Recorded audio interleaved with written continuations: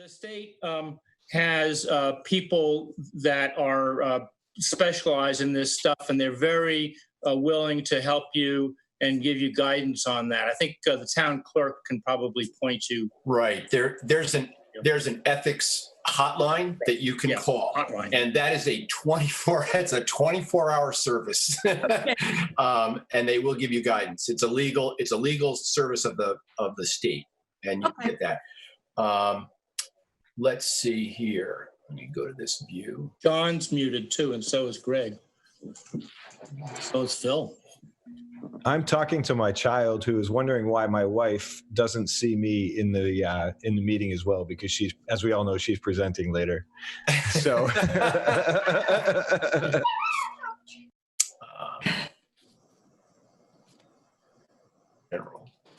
So Dean, you have a quorum? Do we have a quorum? Yeah. 1, 2, 3, 4, 5, 6, 7, 8, 9. We have a quorum, and I so declare. So we should probably get started here. Hold on 1 second for me. I'm sorry to be a little bit of a nudge. All right, forget that. We'll carry on. Okay. So we have a quorum, and I so declare. The first item on our agenda this evening is minutes as available. I see that we have 3 minutes listed on this as available.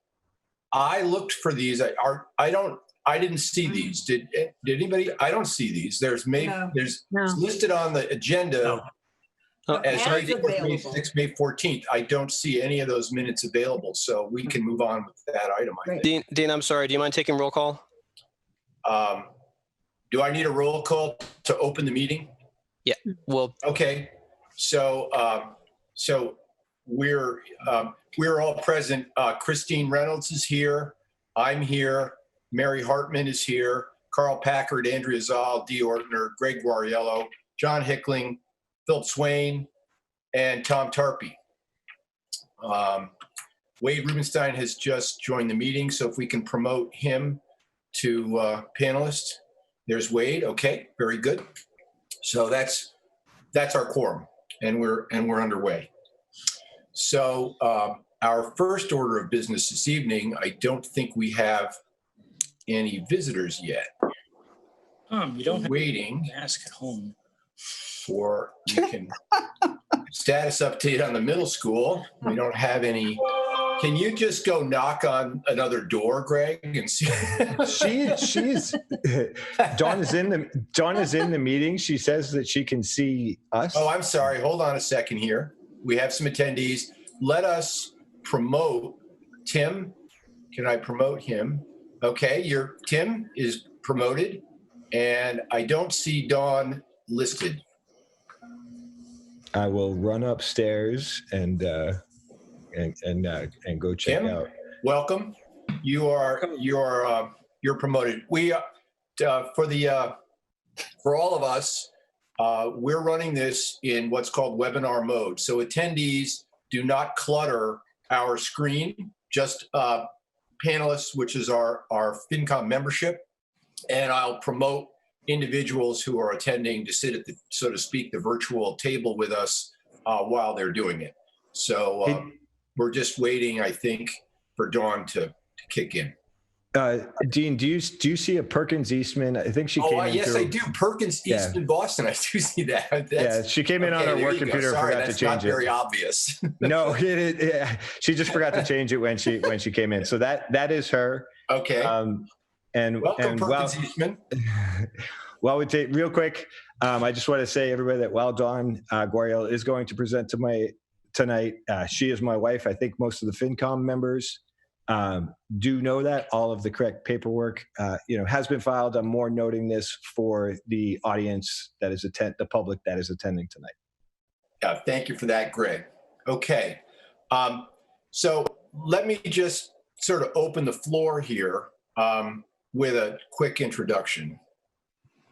Back in January, the Finance Committee had some interest in having the Middle School Building Committee, mostly the Finance Subcommittee, come and just talk to us about the the scale of the project, the way things were proceeding, the way things were looking. There are a lot of interests that the town has, many of which do drive the cost of building a building. That includes our commitment to energy savings, net zero, et cetera, our commitment to some of our special programs, the desire to have a gymnasium that might have been larger than the MSBA might permit, and maybe some other features. So we were interested in just having a kind of a touch base back in January, and various events have conspired to push us out, and here we are in June.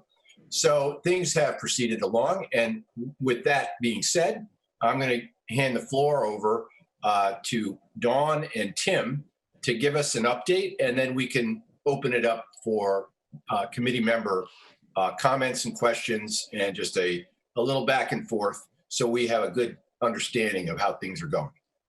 Dean, I got to interrupt for a minute. Laurie is here too. Lori, would you? Let's see here. Hold on a second. Can you promote her as well? Lori, would you like to? Be available to answer questions? You're unmuted. Yes, thank you. Okay. Okay. I will. You can turn on your camera and join the party. It's like watching from the fishbowl or something there. Yeah, it is. It's a little different when you're in this webinar mode. There you go. Now you're part of our larger population. Thanks. Okay. So I'm going to sort of hand it over to Tim and Dawn, and you can tag team with Lori and do whatever you'd like to, give us an update. And then I'm sure there will be questions and comments from the committee. Well, I'll start it off, and then they can jump in when we work we do a lot of work together as a team. My one question for what's going on is what's going on over at the Goriello's house? Are the kids running wild over there? Just don't ask Dawn to turn her camera 360. You might see something. I made a move across the kitchen. I was like, I need to hear, guys. They're very welcome participants at times in our building committee meetings, because it's always great to see somebody who might actually go to the school, right? Which is great. Yes, they are future attendees, hopefully. So, yep. If you hear them in the background, my apologies. I'll stay muted until I need to talk. Well, let's get started. I want to thank you, Dean, for hanging in there with us and inviting us to your meeting. And I think we look forward to a good give and take. I think it's really important. We've been committed since we started to sort of full transparency in this project, to try to get as many people and as many interests able to see our meetings, participate in our discussions, and participate in the overall process. So this is a part of that, and I really appreciate the time to come here and do that. As you all may know, we have recently voted to take a pause in the process. And we chose those words carefully, a pause, because it is obviously a critically important project for the town. And it was a very difficult decision to come to, because we really want this project to happen. So for two reasons, we decided that it was the right thing to do to take a little break right now. And those two reasons are, number one, we are at a point where we really need a lot of input from a lot of different groups, and particularly the public in terms of their input on certain aspects of the project. As you mentioned, there are several things that are of significant interest to the public. Obviously, a new school and how much it costs is one of those things. But in addition to that, Concord has other interests, significant other interests, and those include, number one, an aggressive stance on sustainability for this building. I think there is a widespread interest in seeing if we can make this building as sustainable as possible, hopefully achieving a net zero goal in the process for a lot of reasons. We can all talk about that, but I think there's a great amount of interest in that. and it's a very complex process, and sustainability means a lot of things to a lot of people. So it's really important to have a good dialogue with the sustainability community and the general community so they understand what's happening and why. Okay, so that's one part of what we need to communicate. Number two, there are a couple of other areas that have generated significant interest. And I think for many reasons, but one of the reasons is that this is the last major school building in sort of this round of schools, if you will. We have a new high school and we have new buildings at all of the grade schools. And I think there's interest in this building to try to do some things that may not be lacking, but those are sort of holes in the system to be able to use this project to help out in a few different ways. And the two major ones of those are athletics. Okay, the fields, the building, as you know, will be situated on a site that has room for fields. Okay, and currently houses fields.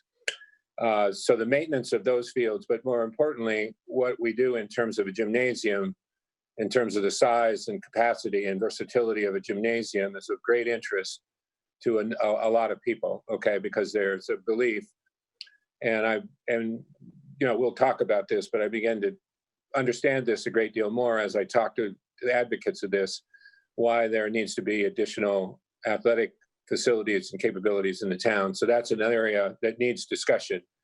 And once you start talking about that, then you obviously have to explain that to the greater community, because that may not be driven by the core needs of the school, the core program of the school. It may be driven by ancillary needs that are extraordinarily important.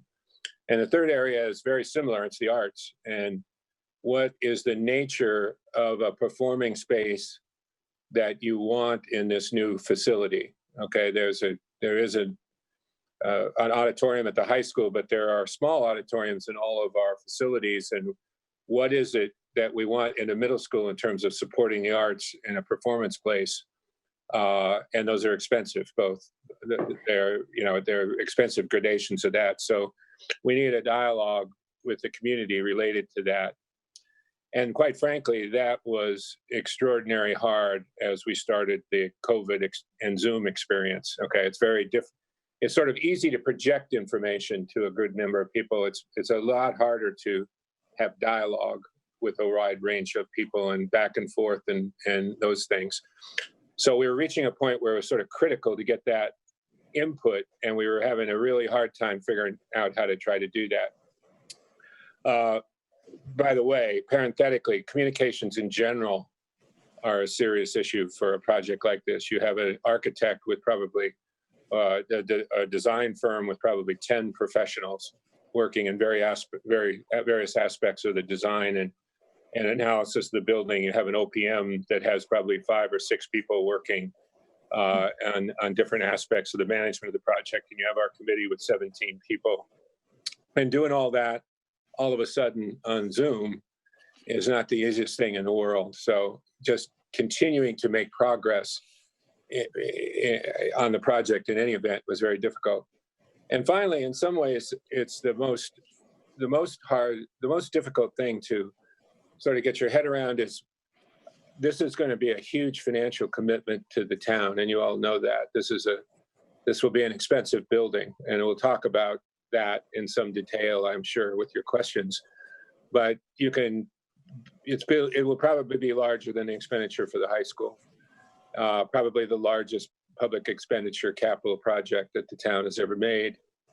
And given what we perceived will be a lot of unknowns relating to the finances over the next year, we were concerned about putting a project of that magnitude and that significance for all of the taxpayers and all of the businesses who are taxpayers on the ballot when we just have a tremendous amount of uncertainty.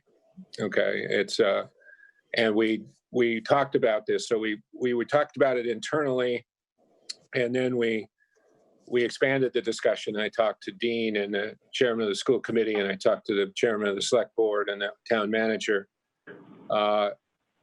Decided to have an interaction related to that. We all got together and sort of hashed it through. and agreed that it's probably wise right now to take a little bit of a break through the summer and perhaps early fall when we understand the financial dynamics of what's going to transpire with the pandemic. It's not going to be good by any stretch of the imagination, but I think we all do not know yet how bad it's going to be in terms of the impact on businesses and unemployment. Quite frankly, I think there's 30 million people unemployed because of the crisis. So that we made that decision. So there's a pause, and what will happen there is on a month-to-month basis, we will get together with the town manager and the chairman of the select board, talk about where we are and see if it makes sense to start moving forward again. Okay. And what happens in the pause is we stop the activities with our partners. Okay. We have two major contracts, one with the OPM and one with the design firm, SMMA.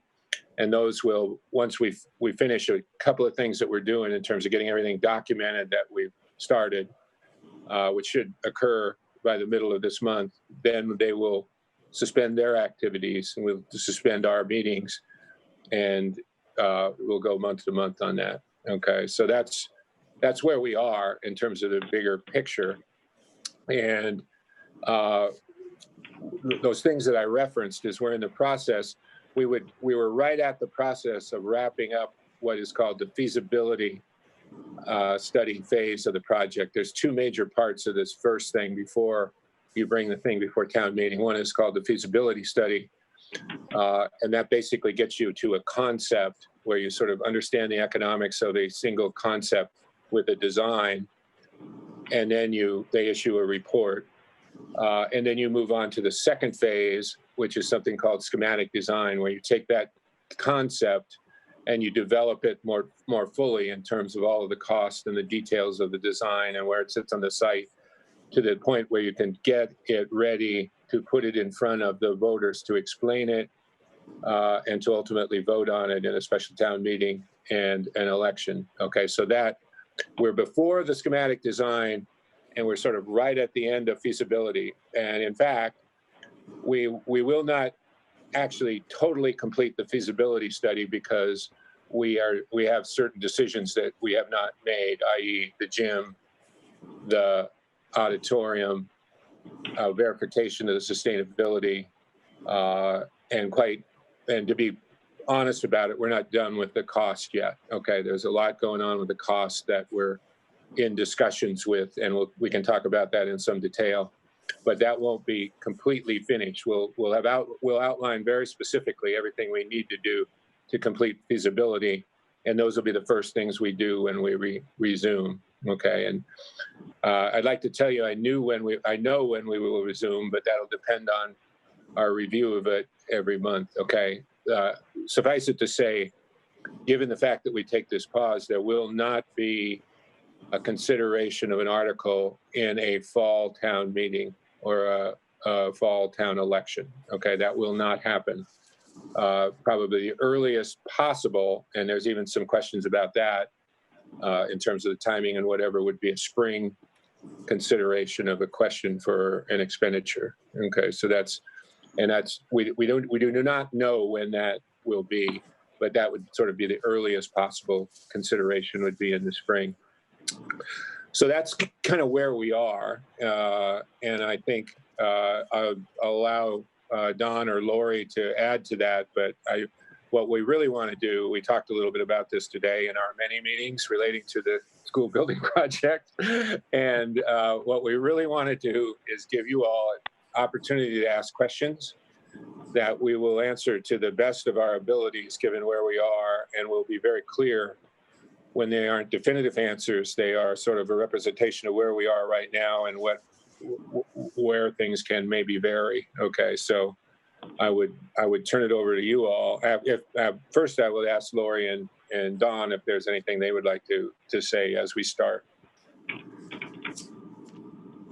I'm happy to say a few words, Tim. I think you summed it up nicely. A couple things that weren't talked about that everyone should know is that, and this is, excuse me, normal in the feasibility process, that We go through what's called visioning, where the designer and the OPM sit down with the educational leadership team, which includes Lori and Justin, who's the principal at the middle school, and others.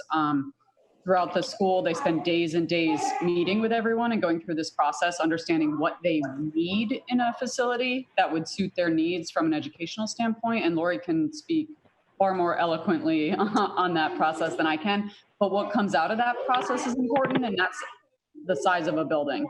And in full disclosure, if anyone's been following along, and this is normal, it's you come out with what would be the perfect building, and then you start to scale it down based on balancing education and size, because size equals money, right? So we went through that process, and to Lori and Justin's credit, they were able to trim approximately 15,000 net square feet out of the building, which is substantial because then you put a grossing factor of 1.5 on top of that, and you can do the math, but it's quite a bit out of the building that we were able to trim it down without sacrificing education. So that was a really critical point that happened, I want to say right after the beginning of the new year, January into February. And from there, we've been focused on cost. And so we have established approximately what size building we want to have. And some of that is what Tim is speaking to. There's a base building. There's a building without an auditorium and with a 6,000 square foot gym, because that's what the MSBA standard for this middle school would be, knowing that the community desires more. And I think to Tim's point about the pause and not being able to get feedback is important, because those are the critical pieces that could influence the size of the building and therefore the cost of the building. And we don't want to move forward with a design if the community doesn't have an appetite to pay for it. So we really need to understand where the community lies as far as those major decisions. And that includes sustainability as well. We have a commitment to a baseline sustainability, but I think there are desires to potentially do as much as possible for the good of the planet, as well as the town of Concord, and being as sustainable as we can. So I'm going to jump in here a little bit. You two, thank you so much for all of that. But we are the finance committee, and we're 22 minutes in. I haven't heard one number.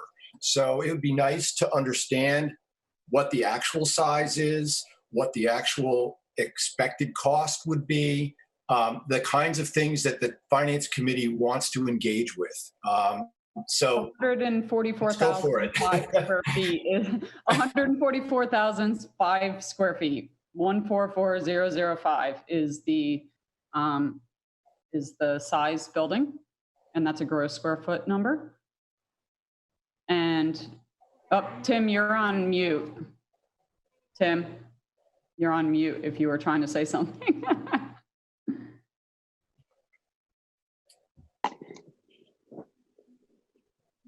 we can unmute him. I'm not sure what he's, yeah. Are you able to do that? I probably can. Oh.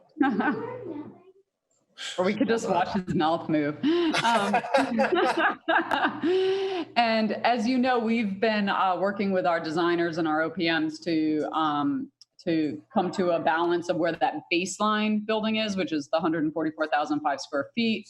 That includes a 6,000 square foot gym and a cafetorium, which isn't an auditorium, it's cafeteria with a platform or a small stage, which wouldn't necessarily be ideal for performances and performing arts scenarios.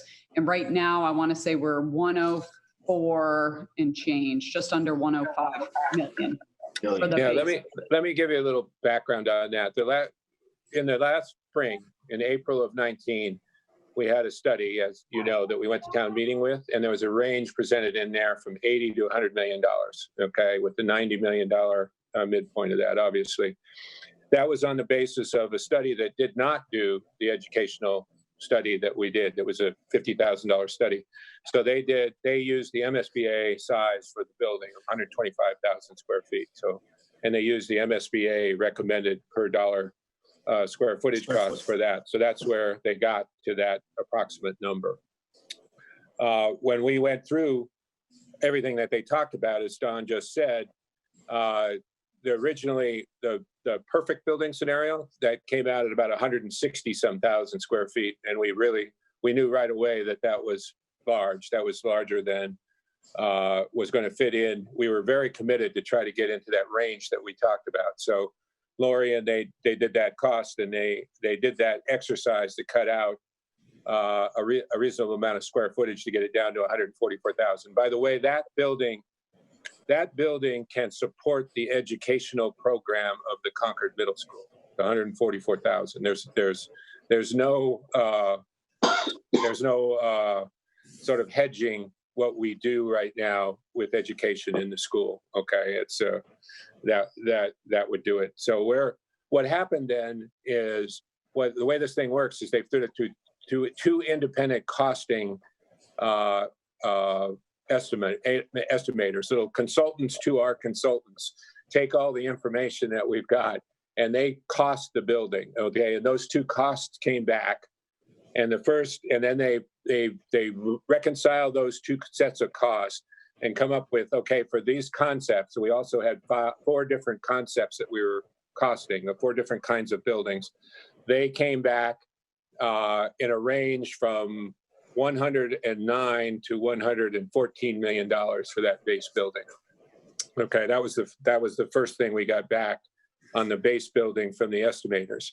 We said, whoa, wait a minute. We have been talking about maximum of $100 million building. So we went into an effort with them to look at those numbers and to see what we can do. And this is over the last month. So that number, the number that Don just referenced, is the 104, is what was after the first effort at looking at the building in terms of what we can do in terms of reducing the cost in it. Okay. We're still not happy with that number. Okay. The committee is not happy with the $104 million number. We have done a number of things. One of the things I would say, by the way, we are extraordinarily lucky to have Dawn on our committee as a member of the committee and one of our chairman, because she actually, I think you all know this, she works in this industry, so she knows a great deal about this. We got 2 independent buildings from her that are in a similar state, and analyzed the square footage costs of the construction square footage costs of those buildings, which were well under what we got back from our estimators. So we're pushing back strongly on those costs. We believe the cost can be at the level that gets us under the $100 million or under for the base building. And actually, SMMA, our design partner, has committed to us that they believe we can get there also. They're issuing a memorandum to go along with our costing that says they believe we can get down to the level of costs that we need to get to. Actually, some of the buildings that we're seeing are substantially under that. So we are right now at 104, but I don't believe that's the number. We're pushing back strongly on that, and that's one of the things that's still open. To go a little bit farther, what would it take? And these are all numbers. Yeah, you want numbers, you'll get a lot of numbers here. Excuse okay? me. Tim, we're starting to have some questions here, so maybe Tim, we answer a few questions. Numbers, so we headed off on numbers. Can I just ask a basic, this is Parashar Patel. I just have a basic question, and I'm sorry I joined late. You might have said this before, but when you take the 44,000 square feet, 144. How many students does that sort of accommodate for? In other words, is there a typical range of square footage per student for middle school that's recommended range? There is a wide range. That we have 700 students. We're in the process right now of garnering information, and we've reduced it to about 8 comparable schools. I just saw the first pass on the format of that today. So we will know the comparable square footage for middle school, a range of middle schools to ours. Right now, we're on the high side of that at my first glance at it, but I haven't had any. I got it this morning. Yeah, because I think for me personally, just having a sense of square footage per student expected served is sort of a better barometer, because it gives it a little bit more perspective. I don't know whether 144 is high or low, for example, right? Yeah, So, there's two things. There's two numbers that are really important: the square footage per student, okay, number of students and the square footage per student, and the cost per square foot. Okay, Exactly. one is a design issue, and the other is a efficiency issue related to the educational program. Okay, and both of those are very important. And Okay. when we see comparisons, we'll see comparisons of both of those numbers. perfect, thank you. Brian, Yep. So, hey, Tim, thanks for the overview. So we're at 144,000. We're at 104 million now. You're definitely trending down in terms of negotiating down. But as you think about the bogey here, is the bogey 90 million? Because that kind of helps set a reference point for me in terms of we're 14 million. We've got 14 million in wiggle room here. Yeah, I would like to tell you it'll be 90 million. I don't think it'll be 90 million. I think we can get. There's no commitments here. We're in process. I think we can get it under $100 million. I don't know right now if we can get it to 90 million. Okay, and Can I then ask a question? my second and can I just one other question, Carl, real quick. I think this is for Dr. Hunter. As it's clear that it's very important for you to weigh in on in terms of if you had your druthers about what's the most impactful educational experience for the students, what would a school look like? What would you be able to offer them? In this conversation, is there anything that you're adding to which inflates the price? And I say inflate respectfully. It just expands the price higher in a way that makes you think, well, maybe would be a nice to have, but probably going to have to pull back on that. It would be great to have a sort of an understanding of what those things are. Sure. So there's two main drivers educationally, which certainly are impacting cost. And I'm going to do this as in the least amount of educational jargon as possible. So if I get into things you don't understand, stop me. We are building a middle school with the goal of building a teaming environment for kids. So essentially you take each grade level, and for us, it would mean divide them in thirds. And then you have a cohort of kids who stays essentially together for all of their major subject areas: English, math, science, and social studies. And what that does is allow teachers to share kids and build sort of a neighborhood for the kids in the bigger school. For all their other classes, art, music, world language, they go what we call off team and go mix in with other kids from other teams.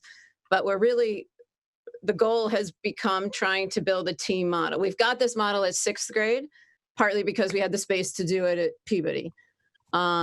We are really finding great benefit in terms of meeting both academic needs of kids and social emotional needs of kids, because teachers now have a more comprehensive view of kids. They're strategizing things in a way besides the 42-minute period they might experience with a child.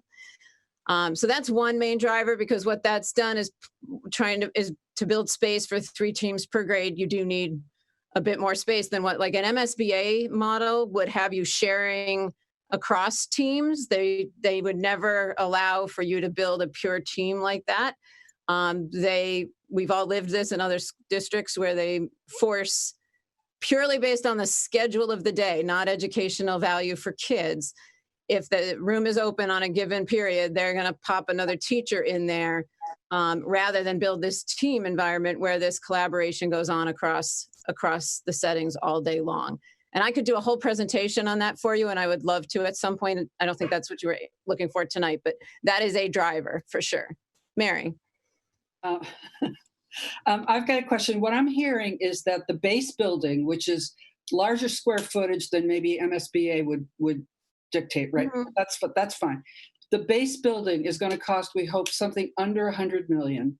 So my question is the add-ons to that, meaning if we go to a net zero sustainability, or if we add a bigger auditorium, or if we add a bigger gymnasium, do we have cost estimates for these? And not that you have to have them now necessarily, but when you go out to the community and you're asking people, are you going to be able to say to people, this is what we think the incremental cost will be for these additions? What we've done is asked for the options to be costed, okay, in a number of different dimensions. There's a couple different ways to do the sustainability, so we've asked for that. Yeah. And we've asked for options in each of the two, the gym and the art spaces. Okay, so we've got costed 3 options in the arts: a black box theater, small thing, rather than the cafetorium, a 1-class auditorium, which is about 270 kids, and a 2-class auditorium, which is 550 kids. So we've had them cost that. On the gym side, we've had them cost 3 options. Slightly bigger gym. What they really want, what the sports people want, is to have 1 full court going one way and the ability to have 2 full courts going the other way. So we costed that. That's expensive. That's a big building. We also did an option that had 1 full court, 1 really big court going one way, and then 2 slightly smaller courts going this way. So we have that, and we have all of that. Okay, to just give you some numbers. Okay, right now, and these are by no means definitive, and they require a lot of explanation and a lot of analysis of ongoing cost savings, whatever. But in terms of sustainability, to sort of get the number that is being talked about right now is approximately $1.8 million to get to the sustainability the factor. Okay, what we're using for the base building analysis is LEED silver. And these days, a great amount of the expensive stuff, the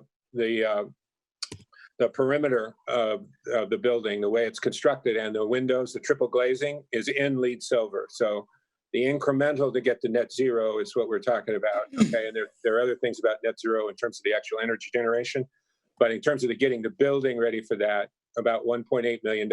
And then there also is a payback analysis that got to go with that because the energy dynamics are different. So that's the sustainability part.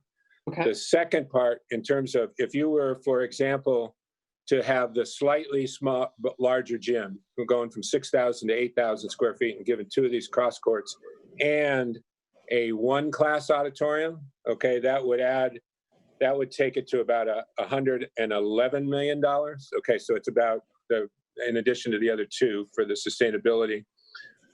So that's, what number did I write down for that? It's about 4, I think. It's a little bit over 4 to get those 2 things. And if you go to a big gym, a big auditorium, the 550 seats for 2 classes, the number that we and these are all tentative. We're pushing on all these cost numbers, but that number is about 113 for all of it. Okay, so the base building, sustainability, our guess right now, and I say guess because there's a lot more work to do on sustainability, about 1.8, a small auditorium for 1 class, and the slightly bigger gym is 111, and to go to a 2-class auditorium, the 550 seat, is the total is about 113 right now. And all those numbers I would take with, that's kind of where we are, but the numbers are still in flux as we look at the cost. There was a lot there, so ask questions. Yeah. Hey, Tim, Carl. Before I fall asleep, yeah. So basically a 2-part question. What is the MSBA's planning costs per square foot that they provide?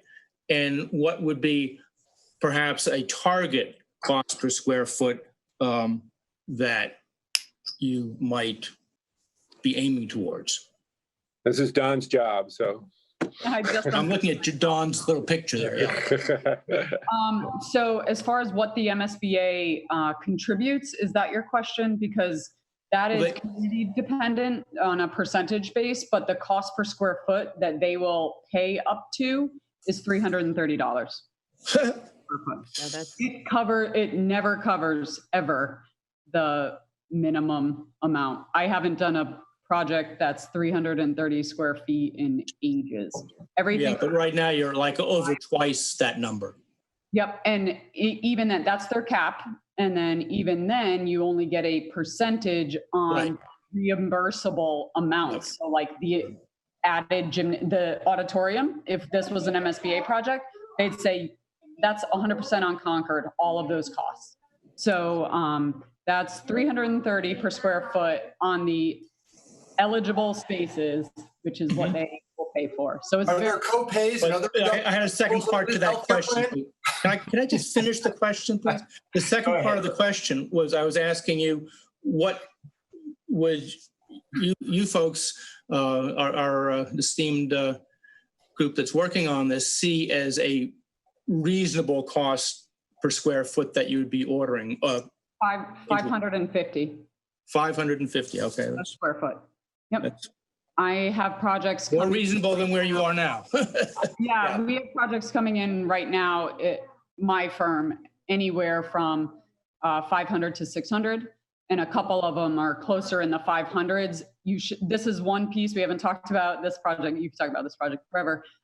It's the delivery method. Is it Chapter 149, which is design, bid, build, or is it Chapter 149A, which is construction manager at risk? And that changes the cost sum as far as bid amounts and change orders. So there's a premium that is embedded in numbers not included in the base. So that base 104 that we're trying to get down closer to 100 assumes a design, bid, build, which is actually we're seeing projects come in design, bid, build under cost estimates. And we're seeing CMAR projects come in at cost estimates for reference. And certainly the numbers that you were talking about a year ago and the escalation, that's not happening now. Yeah, right now there's so many questions, and I'll be honest, this whole COVID thing, it's too early to know the impact. With any luck, it'll help us from a cost standpoint, but it might hurt us from a tax. Yes. So, So Dawn, to key off of what Carl was just asking, he was asking for what would the MSBA think of as a standard that they would pay to, and you say that's not even realistic. Nobody can build one for $300 and something dollars a square feet. and they acknowledge that, but they try to. That's fine. They acknowledge that. Fine. The other parameter that the MSBA has some degree of control over is how many square feet will they reimburse for? And given our population, what would that number be? And how far off the dime are we, even with the base building as we're talking about right now? And from your experience, how realistic is the MSBA number, and how much give do they have when you're doing an actual MSBA project, which has MSBA guardrails up and down the line? How much over that number will they allow you to go before they start barking at you? Okay, so there are many questions in that, but I will tell you we're about 20-ish, and I don't have the space template in front of me. If you do, Tim, correct me. I think we're 20-ish thousand, somewhere between just under 20, under 20. Just under 20,000, greater than what the MSBA basic space template that you would spit out would allow.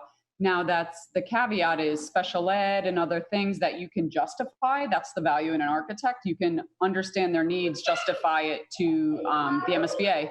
An example, quickly, I'm working on Lowell High School, second largest high school. The gym just doesn't scale to the number of students. We went in and said, they deserve a 24,000 square foot gym. They have enough students to justify all the PE stations. They're gonna pay for it. So there's a negotiation with the MSBA that's allowed. So there's no set number, but their space template it says in the mid 120s that for this size middle school at 700 students. Anything above and beyond that, okay, so if you want to add an auditorium, you want to make your gym bigger, they will allow that, but it's 100% on the district. They will not allow pools and other certain things. They have to be distinctly different buildings. But so I've never seen a cap on the amount of overage in any of my projects. Mm-hmm. I've never Just as an aside. That's way more, because honestly, districts don't want to pay for more than they need. So a lot of times it's like an auditorium in the case of a middle school or a high school that wants to make it bigger because they only allow a certain size auditorium, and often they want them bigger. But what we're talking about here is extension of the academic space. We're at the minimum sizing so far for those, you will call them add-ons. We're talking about the academic space being, much greater than what the MSBA recommended guideline. Yeah, and what you'll see when you see this, the feasibility report as it comes out, is it's not one number. It goes through every one of the academic spaces and compares them to what the MSBA standards are. For example, what do they do for music? What do they do for art? What do they do for world language? What do they do for educational spaces? And in virtually every one of those, except by our educational spaces, or our regular classrooms are just a shade under, but in every one of those, Concord offers a program that significantly exceeds the MSBA standards. A program that is currently in place. It's also worth noting that the Concord average class size is larger than MSBA has you design classrooms to a 24-student classroom always, and an 80% utilization, which is some of what Dr. Hunter was saying. You have to share classrooms with other teachers, which isn't always desired. So those are also factors in academic spaces. Hey, Dean, can I ask a question regarding these guidelines and standards? Is it MSAB or BA? I'm sorry. It's the Massachusetts School Building Authority, MSBA. MSBA. I guess if it would be helpful for clarification, maybe even in the eventual conversation broader. Are those standards or guidelines based on sort of objective educational criteria, and then they scale the funding, or are the guidelines in essence a way to scale down the funding that's generally available? Do you see what I'm trying to say? Mm-hmm. You could have an ideal guideline that says you need 1,000 square feet, but if all they're ever going to fund really is 300 square feet, regardless of what the ideal is, are we talking about 300 as being their guidelines, or are we talking about the amount of money that they're willing to pay, period, regardless of what the actual realistic needs of educators are? Maybe Dr. Hunter or somebody can answer that question. Dawn, do you want to go first? Sure. So they determine that you get a range of classroom sizes, 850 to 950 for 24 students. How you want to spend that 800 to 900 can be flexible. You can say, oh, we're going to have an 850 square foot classroom. We're going to take that extra 100 that they would give you and allocate it to like flexible learning spaces or team spaces. So there's a little bit of play in their guidelines. It's not a hard number. They do set hard numbers on certain things like gym sizes and cafeteria sizes. It's you have to design for 1/3 of the students, three seatings. So there are certain things that they're very hard on, and other things that there's a little bit of play, if that makes sense. Then at the end of the day, you agree with them on a size building. You say, we put this into the formula, we need this, and then it's a negotiation, then they decide that. And then from that, they say, okay, you have a 100,000 square foot building, just as an example, and it costs $400 a square foot, which that's a deal. They're only going to reimburse on that for all the eligible spaces that their space template says that you negotiated $330 a square foot. So that extra $70 a square foot times the size of the building, $100,000, is 100% on the district. They have to borrow the money to pay for that. Does that answer your question? It does a little bit. I guess I come from, a little bit of the healthcare background, where it seems like a matching grant type thing or matching funds. But if they had their druthers, are there a set of guidelines around, minimum or ideal square footage per student for this activity, that activity? Is that the MSAB guidelines? And then they say, well, at the end of the day, the way we're going to allocate the funding or determine the funding calculation isn't going to necessarily fund what we think is ideal, but we've set up the formulas in such a way that at the end of the day, it only funds 70 to 80% depending on the negotiation. Does that make sense, what I'm asking, or no? Is my question clear? I think it's more complicated than that, because each town goes through a rigorous process with them to understand what their reimbursable rate is on top of that. So there's a reimbursable rate. I don't remember what it was in Concord for the high school, maybe 20? 28, 29. Yeah. 28, 29. I work in the maximum they'll give is 80. So just for reference. But that's a separate issue, I think. And I'm just trying to get my head around when you talk about these guidelines that they have.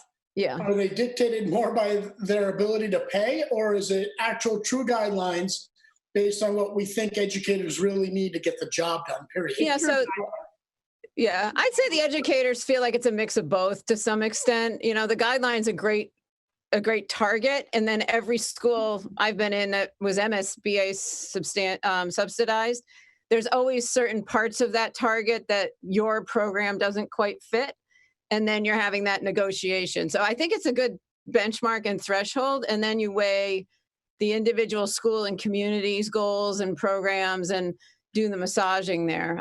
So it's not exactly a cookie cutter, but it's certainly a guideline. And, you know, certainly the places that we are over right now, I could bring you the whole presentation on why those overages are in there at the moment. And certainly we're still working, and they're all educational. So it's a mix. It's a mix. I've never ever worked on a project that's been exactly to the MSBA space. I'm sure that goes without saying. Mary, you have a question. No, I actually have a comment. What I was hoping to get out of this conversation is an update on what we thought the cost would be and what are some of the trade-offs that we're going to have to make because we can't get everything we want, right? Mm-hmm. Yep. You might, I don't know, some of you might be aware of the fact that Carrie LaFleur, our chief financial officer, put together an estimate of what we thought the impact would be to the property tax bill based on the $80 to $100 million. And it was a large hit to the median property tax bill of about $1,000. Okay, so that's where our starting point was. So it sounds like you're making some trade-offs. And the first thing that you've done, correct me if I'm wrong, but you decided that the educational space was the most important thing. And so that's baked into what you're calling the base, right? So my concern is going forward, when you're talking to the community and you're having further conversations with us, how are we going to be able to lay this out so that people understand the costs of various trade-offs? Because just the little brief thing that Tim did, I got lost in the numbers there. Mm-hmm. So how are we going to have the conversation with the community? Because as you know, when it comes to town meeting, there's one number. So the real work is going to happen with the conversations we have before town meeting. So can you tell me, do you have a way to lay that out so that the community, when you're in these conversations, can understand the impact of having these maybe nice to haves and the impact that would be to their tax bill? I think, Mary, we're not there yet. That's why it sounds like it's all over and moving, because it still is. We feel the number's too big and we're not done with the trade-offs. We're still sharpening that pencil. So we know we need to do what you just described. There's no question about that. We're still building the design to be able to get to the place where then we can describe it. So the pause, the slowdown is really because we can't get the input to help us make some of those decisions. And the educational base, we're still looking at that. We took 20,000 off this winter. We may need to keep going. We're not done there. So it's just a little too early, and the timing of the virus shutting us down is leaving us with a little bit of more unknown than we would have liked at the break here. But maybe that's better than rushing and saying we're done when we really shouldn't be. So, question: Where are you in terms of spending on the feasibility study? How much money is left that's been allocated? Mm-hmm. I did this when we were doing the pause, and as of the end of April, we have there was $1.5 million allocated to the project, both phases, the feasibility and the schematic design. As of the end of April, we had expended about 50% of that. Okay, so with May and a little bit of June, it'll be probably like 60% of that. So we'll still have 40% of it, or whatever that is, about $700,000 remaining for the schematic design, the completion of the feasibility and schematic design. And do you feel that this pause is going to jeopardize the kind of that from a budgeting perspective? What's the impact from a budget perspective? I think the contracts that we have are for the completion of these two items. Okay, so that's what we'll Fixed expend. fee. Yeah. But you know, you want it to work, right? You want it to be reasonable. I think we're in reasonable shape there to be able to, with the money that's there, to have a fair payment to them under the fixed fee. So folks, we're almost an hour in here, and I'd like to kind of wrap it up. We're 55 minutes into the meeting. If there are any more questions, we'll give you 5 more minutes, and then Andrea, what do you got? Just a quick question for Laurie. At one of our meetings this spring, after the schools were shut down and remote learning was beginning, I believe you mentioned something about not knowing what the future was going to look like. And that's as far as education and being on the premises doing remote. Has any of this entered into the discussion of the education, how the education is going to take place in the middle school? Or is that not a consideration anymore? You know, it's one always has to feed the other. So as we're working through what the fall's going to look like, we know those options aren't, hopefully those aren't the long-term options, but whatever pieces of that really become good sound practice, which there's some of that emerging from really challenging times, then we will certainly use that to inform the middle school design. Right now, they're kind of sitting parallel to each other, and we haven't quite figured out where they're going to cross. I think I've got to get a little further into the fall with trying to run a more full-scale educational environment to really understand what those longer-term pieces will be. But I think that's another valuable piece that taking a little breather here from the design of the building will give us a chance to see how that fits. I can tell you that the MSBA has publicly said that they're not changing any of their guidelines or any of their space allocation or anything based on this, just for reference. My guess is there's a lot of parents out there, if they're listening to this, say, I would like them to go to school. Yeah, we'd like them to go to school too. I'm not sure if you noticed, I went out to my patio for that. I would like them to go to bed. Not going to That's what I love about this. Okay, well, we really appreciate you coming in and giving us an update. And this is a major undertaking for the community. We are all looking forward to the replacement of the 2 buildings that we currently have. And I am sure that we are going to come out with a fantastic result as we go along. So thank you for all 3 of you for coming in and sharing your time with us. Thank you. I just want to say that, we're all in this to get the best building for Concord's money that we can. We're all invested in having a fabulous facility, but spending money wisely. So,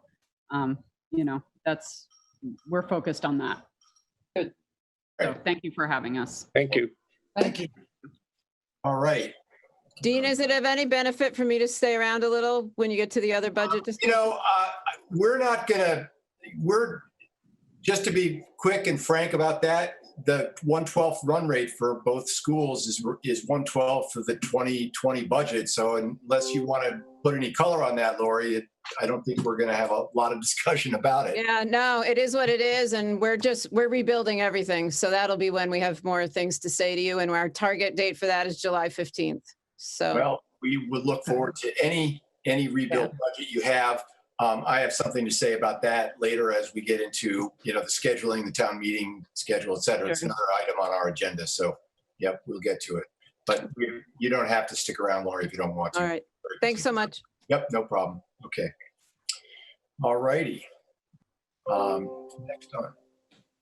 Next on our agenda, we've got a town meeting update. What's our current schedule, et cetera. I don't believe that Carmen Reese, our moderator, is on the call, so I will give you all my best update in terms of the way that's proceeding. She's pushed the town meeting out now until I believe June 22nd. but has every expectation of pushing it over the edge and beyond June 30th. And that forces us into the 112th, which is our next item on our agenda, is the 112 spending model that we're going into. She has indicated that it is likely that we would go all the way out until September. So the town is preparing 3 months, June, July, and August, as a spending model, July, August, and September as spending model updates for the state. And so that's currently the way we're planning. There are some puts and takes in there that need to be attended to, not the least of which is that it appears that the town meeting, maybe you can update us on this, Carrie, the town meeting needs to be officially kicked past June 30th in order for you to file with the state. That was my understanding from the last select board meeting that I had attended. So Carrie, can you update us on that? Sure, that is correct. We can't file a request for a 1/12th budget until we know for sure that town meeting is not happening in this fiscal year. At the 4 o'clock Board of Selectmen's meeting, the moderator actually did announce that she has moved the meeting until July 29th. Okay. And she did that to give us the opportunity to file the 1/12th budget request. That's the action I had expected, but I was unable to attend the select board meeting this afternoon. So thank you for that update. So we're now officially in 1/12th, 1 month at a time spending model where we have to file with the state, receive approval from the Department of Revenue, and then move forward. Is the Department of Revenue, Carrie, who is it that actually approves that? Who approves It is the director at the Bureau of Local Accounts. Oh, okay. The director of the Bureau of Local The same office that approves our tax rate every year. Okay. Hey, Dean, can I ask just a quick question just for my clarification here? So the moderator has now, based on what Carrie just mentioned, has pushed it into July to July 29th. For all intents and purposes, that's really a tentative date because the moderator feels like this will most likely get pushed again. And then probably ultimately we would have a town meeting sometime in September. Am I understanding this correctly? Yeah, that is my understanding as well. Yep. Okay. Okay. Yep. I think it's unlikely that the moderator would want to call for one in August just because a lot of people are not really all that available and that, whatever. But it's my understanding that we would like to really get it done in September. Okay. So given that, we're kind of in a pause mode, just like the school building committee. We're in a pause mode as we await, further understanding of how this is affecting the economy, how it's affecting the community, et cetera. And we will be sort of standing back while the select board and the finance department are managing this month-to-month spending plan. So we need to be ready ourselves so that we can, with all due haste, prepare for town meeting, be ready with recommendations when it's time to have a town meeting, but that will not occur until the moderator actually calls for a town meeting. So we're going to get about a 30-day notice. She's going to, in August at some point, she'll have pushed it to August, and then she'll declare it's going to be on, let's just say, September 22nd, and the gun then goes off for us. We will need to conduct a set of things. I'm going to share a screen for a moment, and I've got a small schedule of events here. There we go. So this has got like a T minus, X and counting sort of thing, like a liftoff.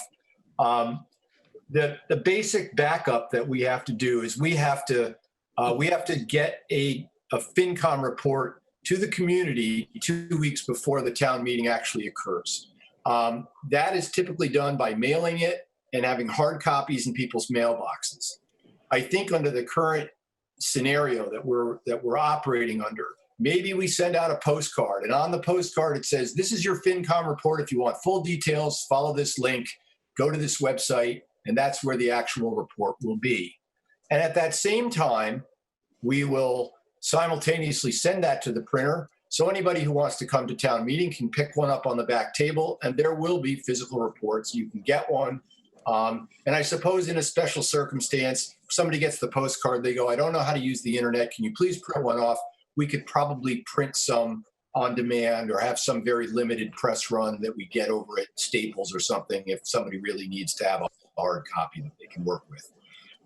Backing up from that, we have to prepare this report and our 5-year tax projection. So that's 3 weeks before town meeting. We have to meet, we have to finalize our report with the new numbers that both the budget from the schools and the budgets from the town are then placed in the report. We have to get that data. Right now, there's a whole bunch of boilerplate in there from the budget that was filed back in December. And that boilerplate isn't meaningful anymore because it's likely that we're going to have entirely different budgets from all of these entities. So we're going to need to prep that report with new numbers, and we're going to have to come up with something remotely resembling a 5-year tax projection, and that's 3 weeks before town meeting.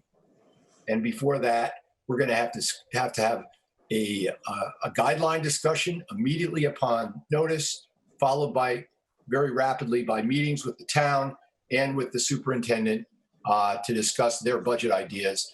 Because once the gun goes off, whatever the knowledge is, whatever the information that's available to us is, that's what we have to work with to set a guideline, to think about our discussions and how we try to navigate this with the budgeting entities. And then everybody has to settle on something that can be proposed to town meeting.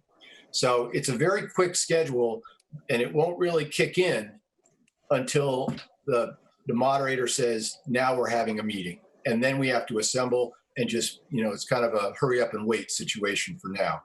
Christine.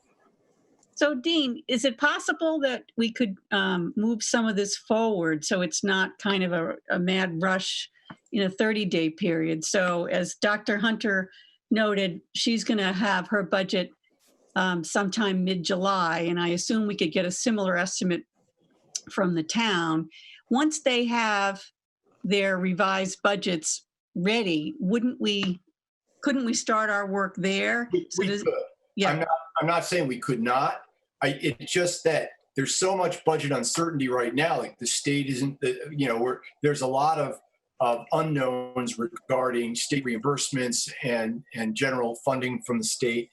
I sent out along with the agenda this evening for the meeting just the state's unemployment numbers, and Concord has some fairly significant information there. 7.2% of the population of Concord appear to be literally unemployed, and 17% have left the workforce between March and April. Now that may be people who who aren't drawing a paycheck for the month, and they're not drawing a paycheck, but they're also not filing for unemployment. So they look to the state like, well, I'm not in the workforce anymore. But they're still not drawing a paycheck. So we've got some serious issues here in the community that I don't know how they're going to affect the way we budget, but we need to take into account the fact that, there's a lot of lack of, we'll just call velocity of money at the moment through people's fingers. So we just have to be aware. Yeah, Mary. The thing to me, pulling it in has some advantages, that's for sure, but waiting gives us better information. And even though you're right, Dr. Hunter said she'd have numbers July 15th, the big unknowns to me are what's our state aid going to be and what's our local receipts. Yeah. That's going to drive the guideline, if we even do the whole guideline thing. And I don't know, Carrie, you can chime in here if you want, but the more we put that off, I think the more confidence you'd have in the estimates. Is that fair to say, or? Well, sure, but we're gonna just have to make our best estimate information that's available. Right now, I'm waiting for meals tax and hotel motel tax, the fourth quarter, or the fourth payment of the year, which will be February, March, and April. I had hoped that we would have had it for the meeting tonight, but we don't. We're checking every day. That's really the last piece of information I'm looking for to do an update to local receipts. So you think that would be good to use for the FY21 guideline budget conversations? Is that what you're saying? Yeah, I need to see what that is. And obviously most things have been closed down or their operations have been significantly impacted in March and April, but I'm anxious to see February. Right. What the February returns were. Well, I don't know. I guess maybe we could do it sooner then. Well, we can continue to meet, on a regular basis every month. We get back together. Where are we? If we can have the schools in, if they've prepared some sort of budget, we can certainly review that with them. I don't see any reason why we shouldn't. We may be able to make some analysis of what we think about their budgeting, or what Carrie puts together, and withhold our recommendation until that last month when we just meet and, okay, we agree with it. We've already reviewed it. It hasn't changed, or it's changing in a significant way.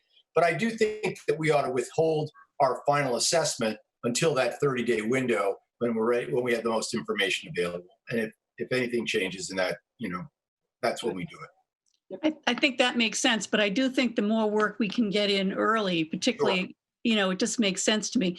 I kind of see it, and maybe Carrie, you can tell me if I'm right or if others have a view, but so we know we have a revenue shortfall. We're predicting that based on what's going to come from the state and the local receipts from businesses. We know pretty much we have to predict a shortfall there. So we know that's going to happen. We don't yet know what's going to happen with spending, but the town and the school are going to come to us and say, here's what we think spending looks like in the new world. So they'll come forward with that.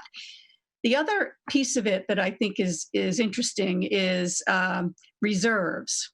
So we have some reserves on hand. And when you look at what the schools have, because there hasn't been as much spending in the schools, and I don't think that will be the case with the town, but I could be wrong, but the schools are going to come out of 2020 with big reserves that they can use to offset costs in 2021. So I think the knowledge of reserves that the town and the schools are going to have is information we could get early, Dean, that would help us do some math to say, hey, this is, we have some cushion that we know can absorb part of the pain. So that's some information we could ask for. Can I just add one thing to that? We certainly will have reserves on the town side. We certainly will have underspending. We do have some operations that have, for all intents and purposes, been shut down for a couple of months. The issue that we have with the way that the law works, on the town side, we don't have as much flexibility to set those reserves aside to pay for expenditures next year. So what happens is if we underspend, it would close and become part of free cash. The school has a little more flexibility to prepay items into the next fiscal year. So right, but we could then, that would then impact our discussion on how much free cash we want to spend to offset taxes for 2021, right? Yes. However, you won't have the June 30 or the July 1, 2020 free cash certification. Okay. So what we close on June 30 won't be certified until December when it goes through the process. So we can tell you what we think it is. And you certainly could say, based on that, we'd like to pull a little bit more from free cash to offset property taxes because if that's the math that we like. I'm just saying it's an option that I'd want to know what it looks like. So we could play with those numbers a little bit before we get to August.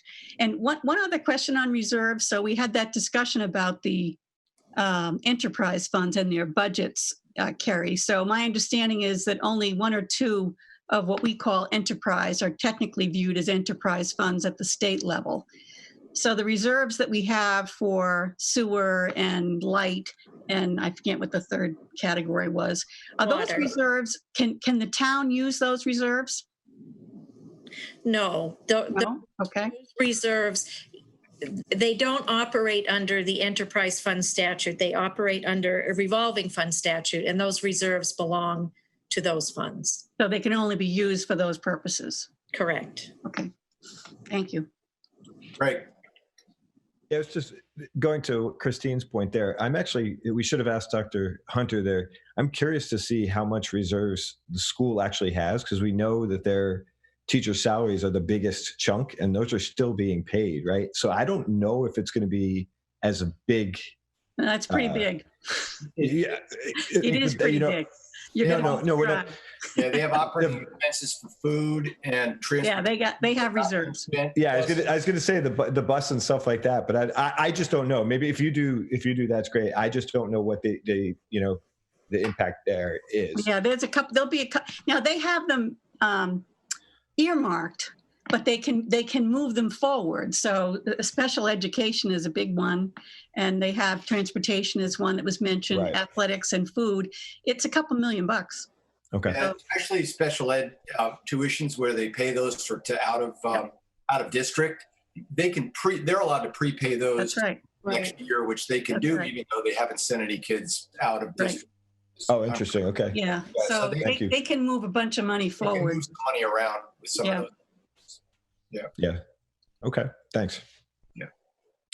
Okay. So that I think really pretty much covers that agenda item. And Carrie, if you want to take us through the financial 1/12 budget, you sent out a very detailed memo that really kind of covers what's going out to the state, along with the detail around the way our 1/12 budget for the next 3 months has been built. And if you just look at the top line, it's a little lumpy, but if you look down in the detail, it's pretty well explained. I think I might have 1 or 2 questions in there, but otherwise, can you just take us through that? Sure, I'll go through it quickly. So because of what is happening, the state legislature provided some additional authority to municipalities this year, and that's the option to have a 1/12 budget approved. So this is not something that exists, but for the current unprecedented circumstances. It is referred to as deficit spending, and I just wanted to explain that the reason it's called deficit spending is because there's no town meeting appropriation. So there's nothing to offset the spending against. It's not that we're in a position that we don't have the funding and we're going to have to borrow the funding. It's just relative to the appropriation. In order to get a 1/12 budget approved, it had to be presented to the select board. And then, as I mentioned earlier, it needs to be sent to the Department of Revenue. They'll take a look at it and they will provide final approval. We're able to do this on a month-to-month basis, and we have the authority to operate on a 1/12 spending basis so long as we haven't had town meeting and the governor has still declared a state of emergency. So once the governor lifts the state of emergency, all town meetings have to occur within 30 days of the lifting of the state of emergency. We don't expect that to happen, and we've prepared a 1/12 budget together for the first 3 months of fiscal 21 under the assumption that we'll have town meeting in September. So there are certain things that need to be included and certain things that need to be excluded. And it's called 1/12, a monthly budget, but there are allowances in the law to spend more than 1/12 of your prior year as long as you document what those are. So we do have to include an expenditure estimate for all operations of the general fund and any other funds that require specific town meeting appropriation. So as we mentioned, we really have 2 different types of enterprise funds. We have BD, which operates under one particular statute, and the other enterprise funds, which operate under a different statute that do not require specific appropriation. We have the same thing with revolving funds. We have some revolving funds that require annual appropriation. The tree preservation bylaw, the Council on Aging, the Regional Housing Service. And then we have others, such as the Recreation Revolving Fund, that does not require annual appropriation. We have to include any of our assessments for education, also our debt service payments. We are also able to include prepayment of insurance premium. So our property and liability insurance premium, we pay that upfront on July 15, and we're able to take a 2 to 3% discount by that early payment. So we're intending to do that again, so we don't lose out on that discount. The things that you cannot include, you can't include any salary increases unless they have been already approved by a collective bargaining agreement that extends into that fiscal year. So we have 2 contracts that go into fiscal 21, fire and dispatch. So we are contractually obligated to pay those salary increases. But for the contracts that don't extend into 21 and for non-union salaries, those aren't included. So those can't increase unless there is action at town meeting to allow for those increases. And we also can't include capital or any new spending. So we have a warrant article for $500,000 for affordable housing. We can't take 1/12 of that because that's a standalone article without any town meeting approval. So we have to wait on that.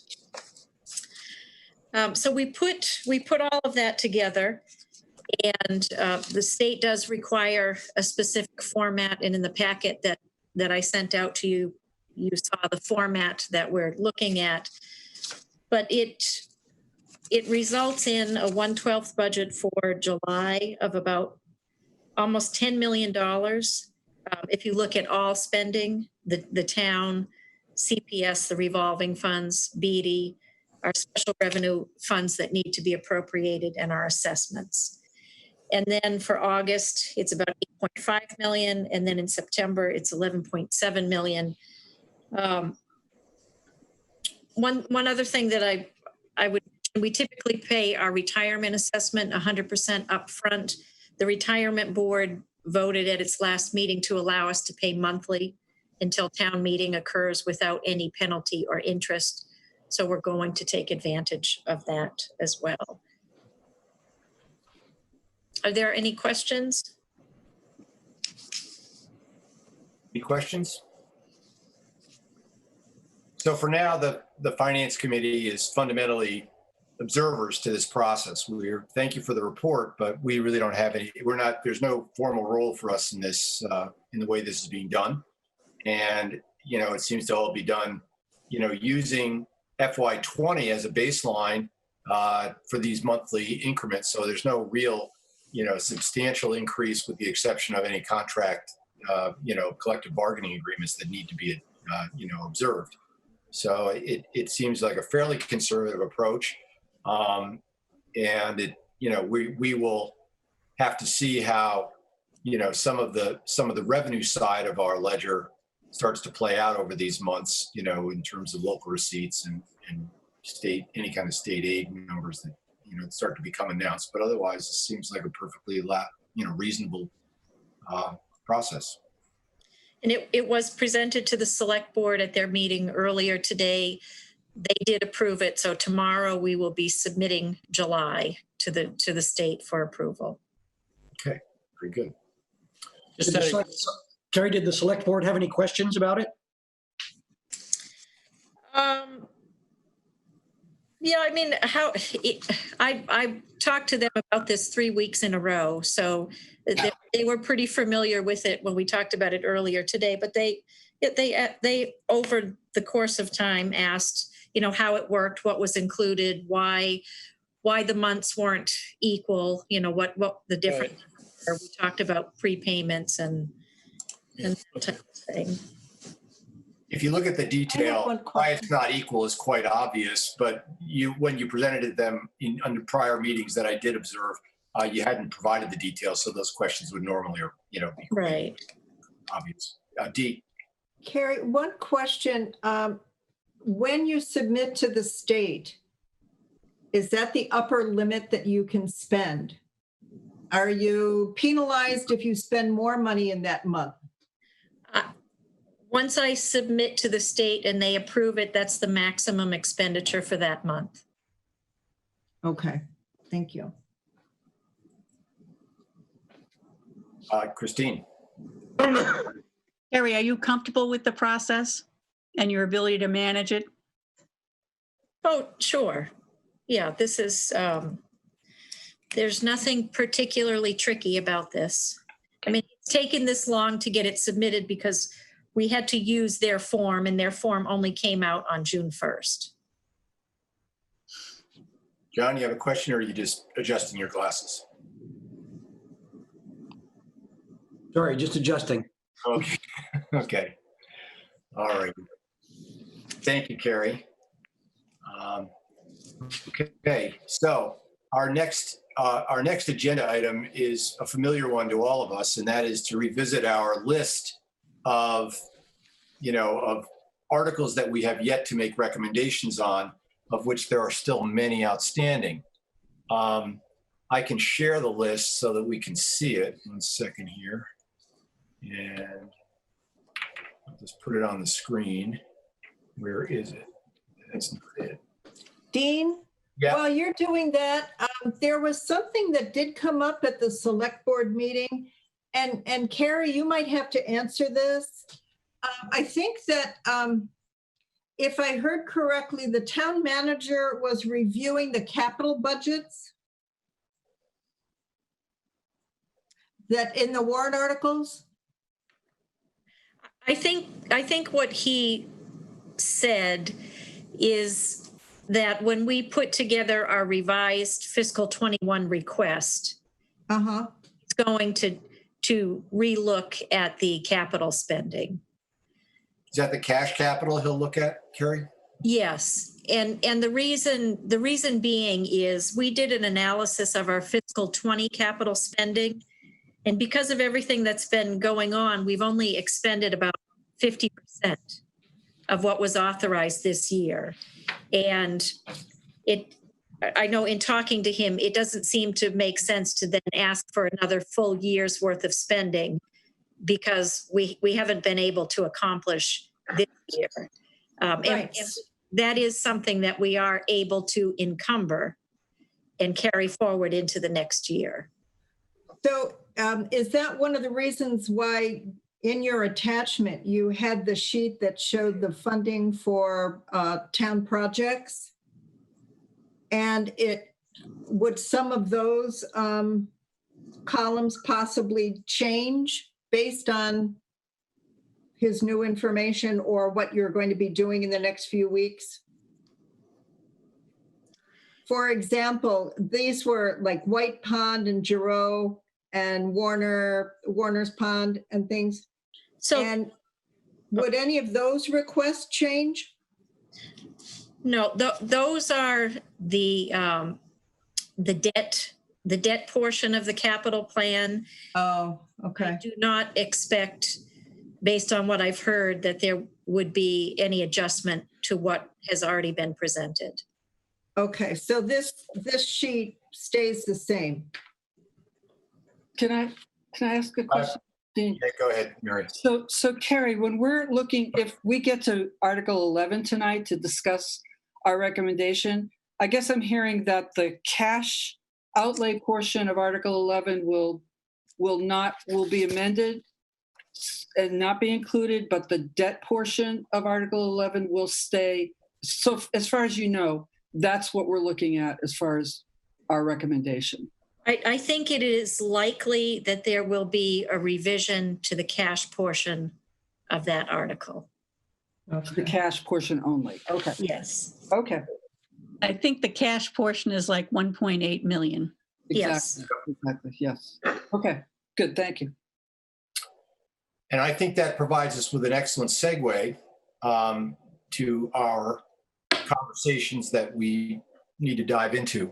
When we left this topic at our last meeting, we were in the middle of the CPC article number 44, and we had approved all of the components of it, with the exception of the two elements that sort of cross-thread themselves with Article 11, the FY21 capital improvement and debt plan.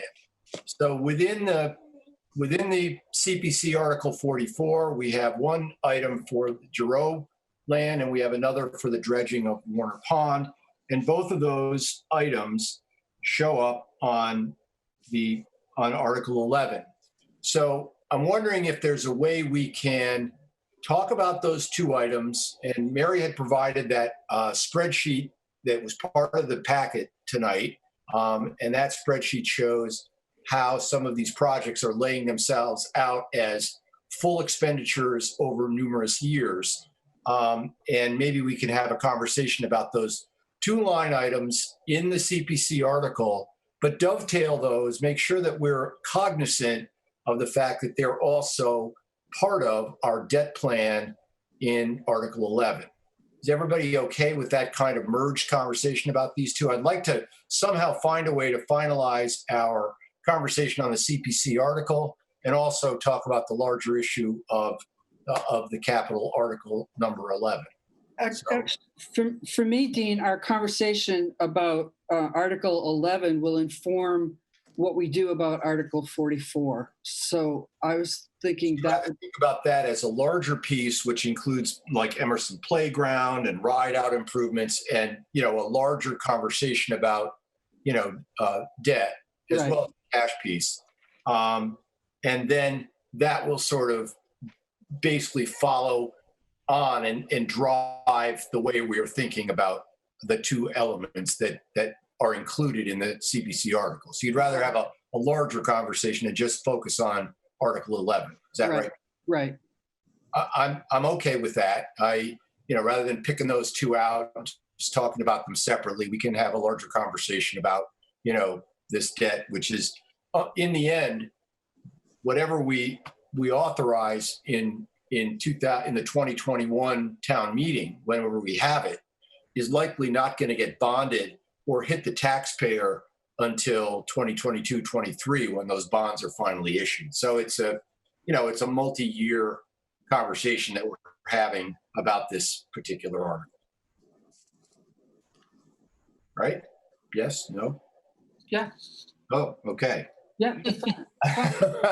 Sorry. All right. Carrie, maybe you can give us some insight as to what the actual debt service will be on the $4.3 million. If we were to just say we're gonna fund $4.3 million, and those bonds will probably be issued over the course of the next 1.5 to 2 years, what would the annual debt service over the life of those? I assume those would mostly be a 10-year bonding. What would the debt service look like in aggregate for that 4.7 on an annual basis? Like 500? Okay, just give me one more second.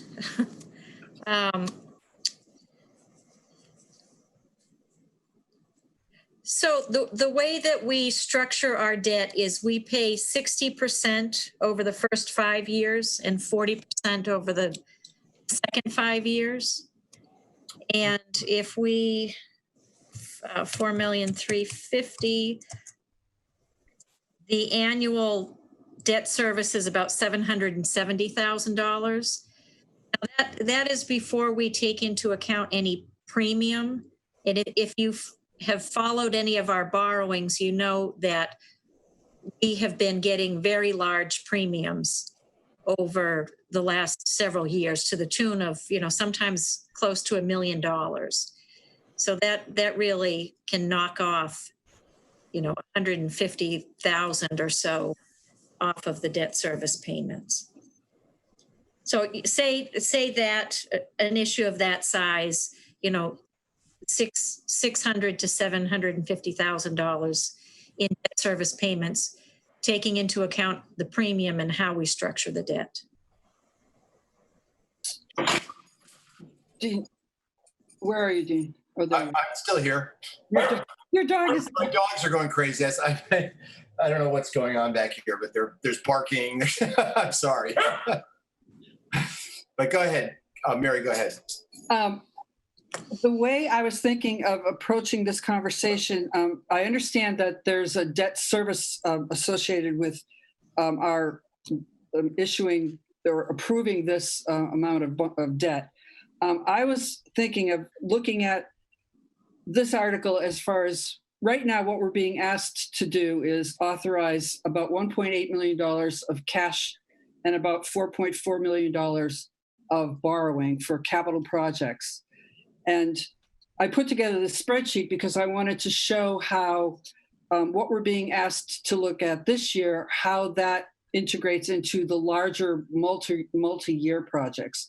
So for example, this year in Article 11, we're being asked to authorize $600,000 of debt, but that is one part of a much larger project, which if we add up all the pieces comes up to 5.7 million. So the purpose of the spreadsheet here is to get some visibility to what the pieces of this particular article and how they fit into the overall budget. So, the way we authorize these things is that we do them kind of piecemeal, and we never get a full look at the entire project. So that was the whole point of this spreadsheet.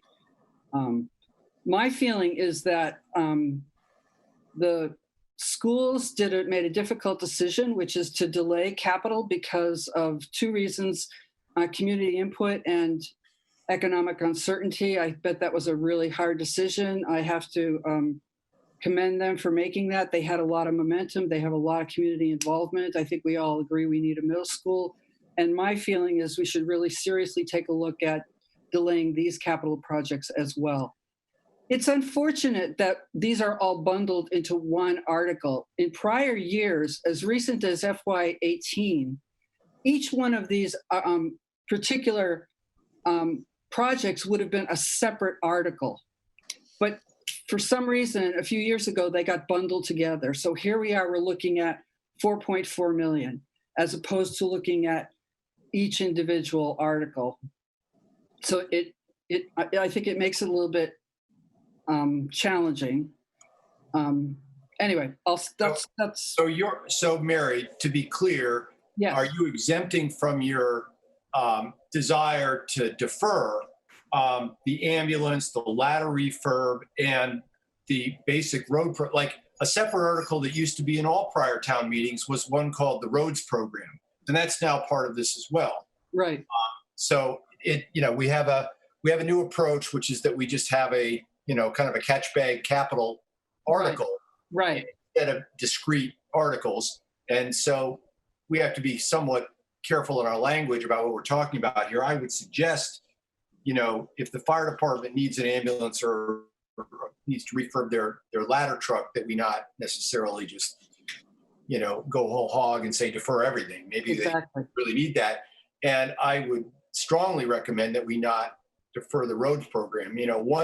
1 year of gap in that means now you're 10 miles behind in terms of road resurfacing or something that you need to catch up over several years. So I would suggest not necessarily deferring that. Yeah, right. And well, I've thought a lot about this, and I agree with you, Dean, that some of these capital projects, again, they're bundled. So, but if we were able to pick them out, you're right. Ambulances, things that are refreshing assets because the assets are wearing out, make perfect sense to me to fund every year. It's the larger projects that are more discretionary that I'm wondering if right now is the time to defer them and delay them because of both because of the economic uncertainty that we're living in. So I'll just put that out there and wonder what other people think. So I can tell you, because it was my recommendation to put all of the capital articles together in one warrant article. That's why it changed. It changed when I made that recommendation, so that the town could consider, it would be easy to look at all of the capital that was being requested in one warrant article.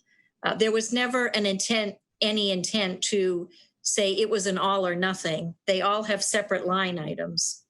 So, I just have to make a comment about that, though.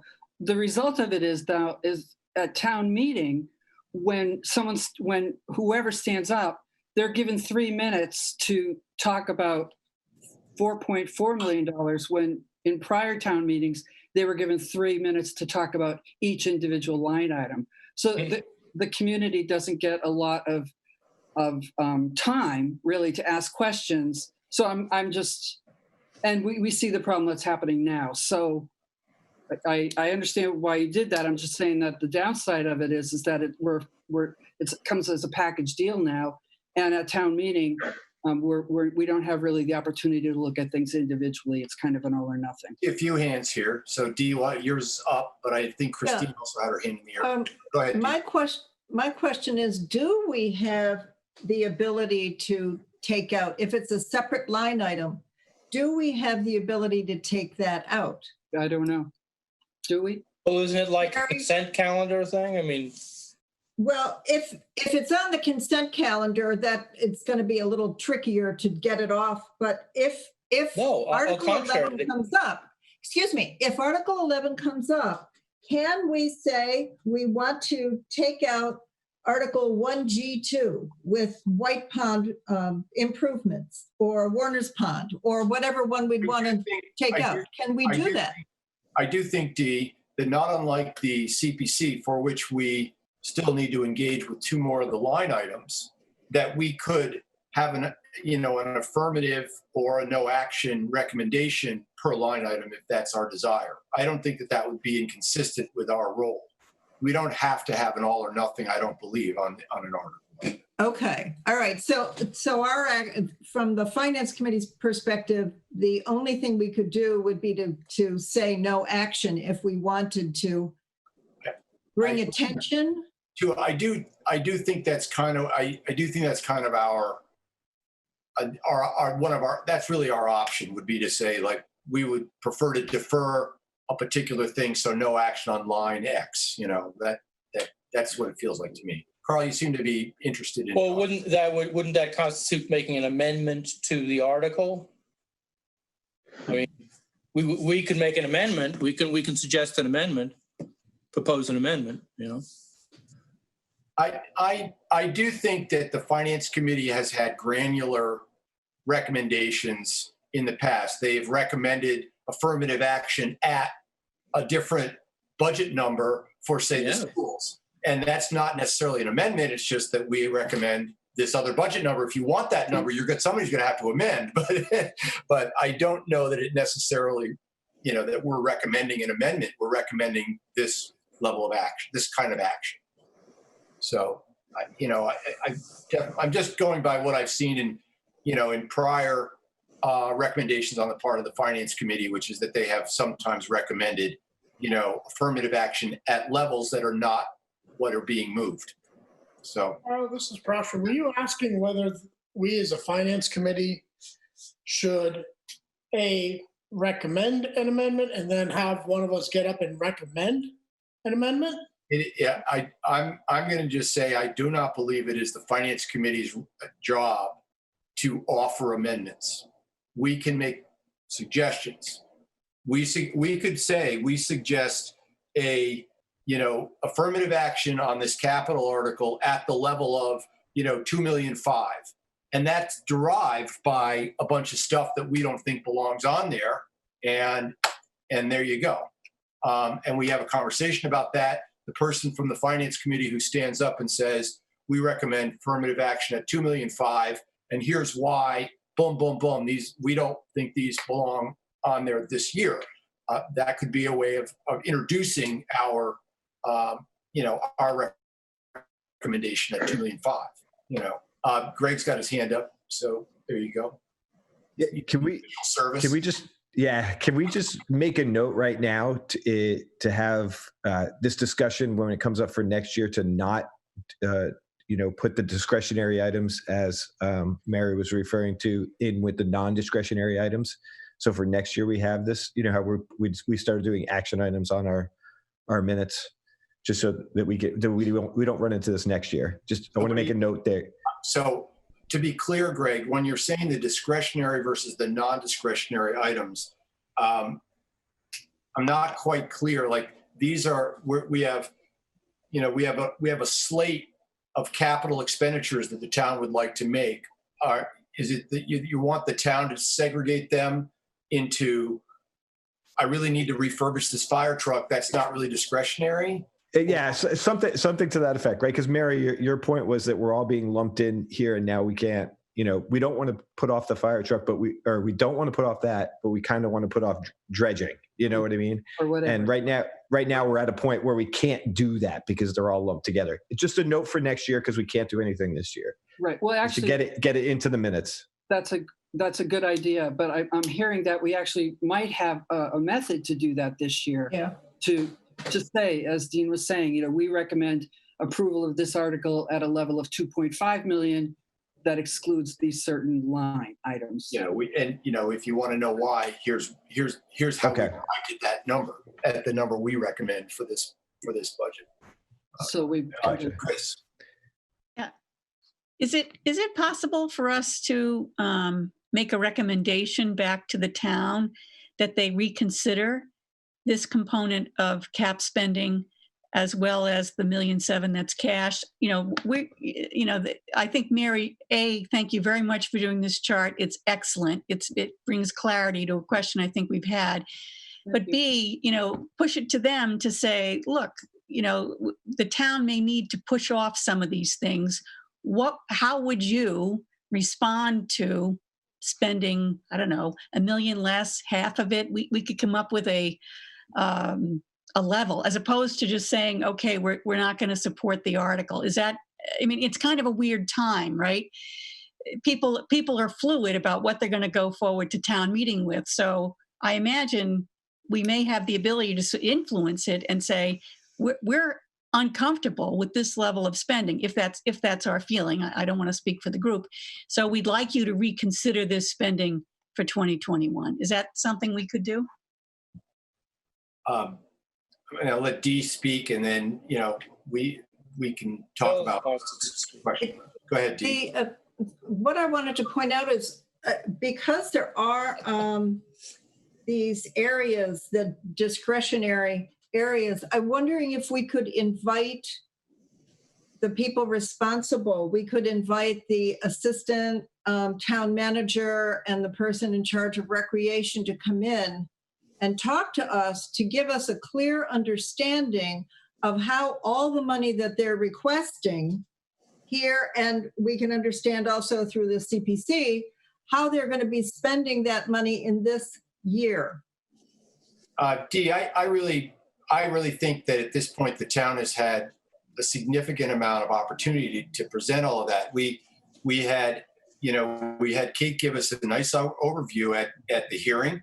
Right down to the composting toilet and this path and this and that. I know. And the fellow why we're going to revisit that. We kind of have a sense of what that is, and we can go review the tape if we've forgotten. So well, one of the comments that was made, and I forget his name, the fellow in charge of recreation, made the comment that with regards to White Pond, is that essentially they could go without the money right now because they have put in toilets, and if people don't like them, they could still, wait another year. He didn't put it in those words, but he just said that they are at a point where they don't need to make any other improvements right now. So, I just wonder, that's all, about whether we should invite them in. Can they really spend all the money they want with the projects that they have at Giroux and White Pond? If you don't want to, that's fine. It was just a suggestion. I'm disinclined. I really feel at this point as though we have to kind of like huddle up a little here and kind of come together on some suggestions as to how we proceed. The town can respond. There's a certain amount of, I'll just call it, momentum within the the town administration to just kind of keep turning the crank and doing these projects. They've got beautiful plans drawn up, and Kate can speak eloquently to how many hearings that she's held and how many people provided feedback. And Mary asked for spreadsheets of what the feedback looked like. So there's definitely some momentum on the part of the town administration to, if we have them in, we're going to hear how we're ready to go. We're ready to put a shovel in the ground kind of thing. So the question is from our perspective, what is the finance committee's suggestion about whether we should put that shovel in the ground, whether whether the town desperately needs these facilities given the context that we're in right now. That's the question that we have to grapple with as a team, as a committee. So Dean, before you move on, can I just say something? Sure. So I agree with Mary and Greg's concerns about this. And I'm afraid I'm not sure that just recommending a reduced level of spending that cuts out those items that we think should be postponed would work, because I think we actually have to do an amendment to excise those out of the article, because if in the end, if the article is 2.5 million, the decision-making people in the town could decide to spend the 2.5 million on what they want. It's in the list on the article. So we'd have to amend. And I think that's the reason why it shouldn't be lumped together. It's why in other legislative bodies, they lump things together. You put things not related to coronavirus in the coronavirus. But that's the same thing. People don't want to amend, so they let it go. But I think if we want to exclude things, we're going to have to move to amend. I think so too. I agree. Or what about, actually, I'm interested in Christine's idea, which is to send something back to the town manager and say, this is our thinking. And based on what's happened since this article was put together way back in January, what's happened in the world, and our thinking about some of the discretionary projects, it might be best to delay and have them come back to us and say, would they, in fact, come in with their own amended article? It's rather than coming in and talking to us again, because I think you're right, Dean. We're going to hear the same thing, and we're going to hear all of the community input they got. It's our job now to say yes, but is the community willing to spend this money? We're saying we recommend. I think I'm hearing we're recommending that a pause is appropriate, and we ask the town, is that something that you can work with us? Well, in the end, none of these things have been moved yet, so it's what gets moved on the floor. Okay. And this could be moved if we can have that negotiation and come to an agreement with the community, with the town. I think it's the town. We might be able to come up with, here's what we're moving, instead of having us have to go to the floor and try to amend something. Exactly. So how do we want to now, let's say that we're arriving at this new idea, which is that we create some back and forth, and we try to figure out how to manage our way into a slightly different motion than what's printed in the warrant. How do we want to, what kinds of things would we like to see paused is the conversation I think we're now ready to have. Because I'm happy to put my name on a letter as, approved by this committee, like the chair is authorized to send a letter to the town manager suggesting blah, blah. But we need to have a conversation about what it is we want to suggest. Okay, just to put it on the table then, so I would say all the parks and playground items would be the ones I'd look for them to defer. Right. So are there any on there that if we allocate this year's round, we'll finish that off? Let's look at Mary's spreadsheet. Do I have that handy? Well, Emerson Playground Improvements probably would. Yeah, I think that one is just the playground itself. It's not the whole field. So there's a different thread there, I think, which is the field's renovation. And this is just the playground. Right, this is the playground. Right, this is. So the playground is probably a 1-year item. So I think you're right.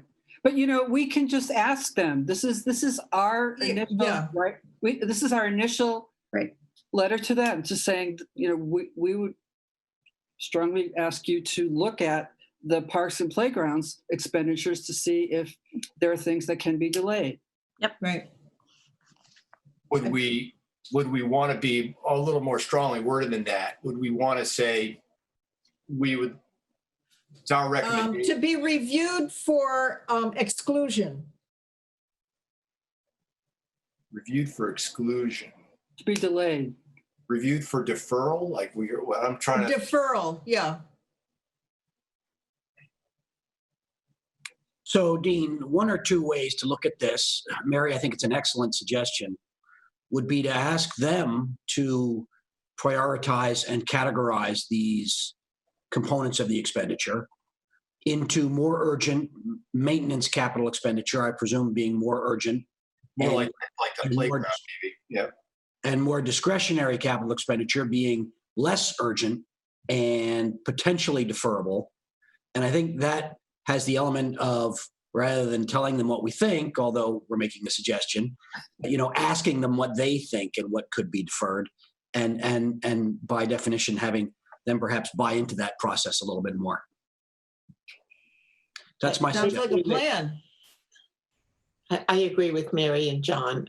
I think what John just laid out is a good way to present it and have them come back with prioritizing, given the uncertainty of the economic uncertainty, the climate going forward. I think it's reasonable to ask them to prioritize. Well, if you say prioritize, they're going to say this is more important, this is less important. But will they come back and say we won't move these? If you're that simple, I have a small administrative item I've got to take care of here, and it's right behind me. You can see him right there. Sounds like dinner. He's whining. I will be right back. You guys carry on, and I will be right back. Okay. I think Dean's right. If we just ask them to prioritize, we'll just get another list, right? But so then, Mary, though, if we get a list of priorities and maintenance and discretionary CapEx, doesn't that sort of give us the answer that we're looking for?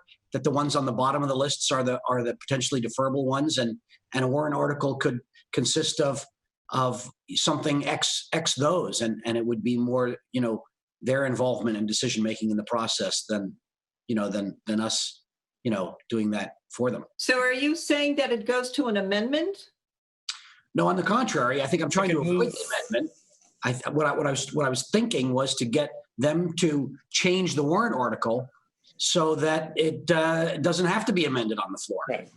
I know, but if they just prioritize, that doesn't necessarily mean that they are going to be willing to change the article.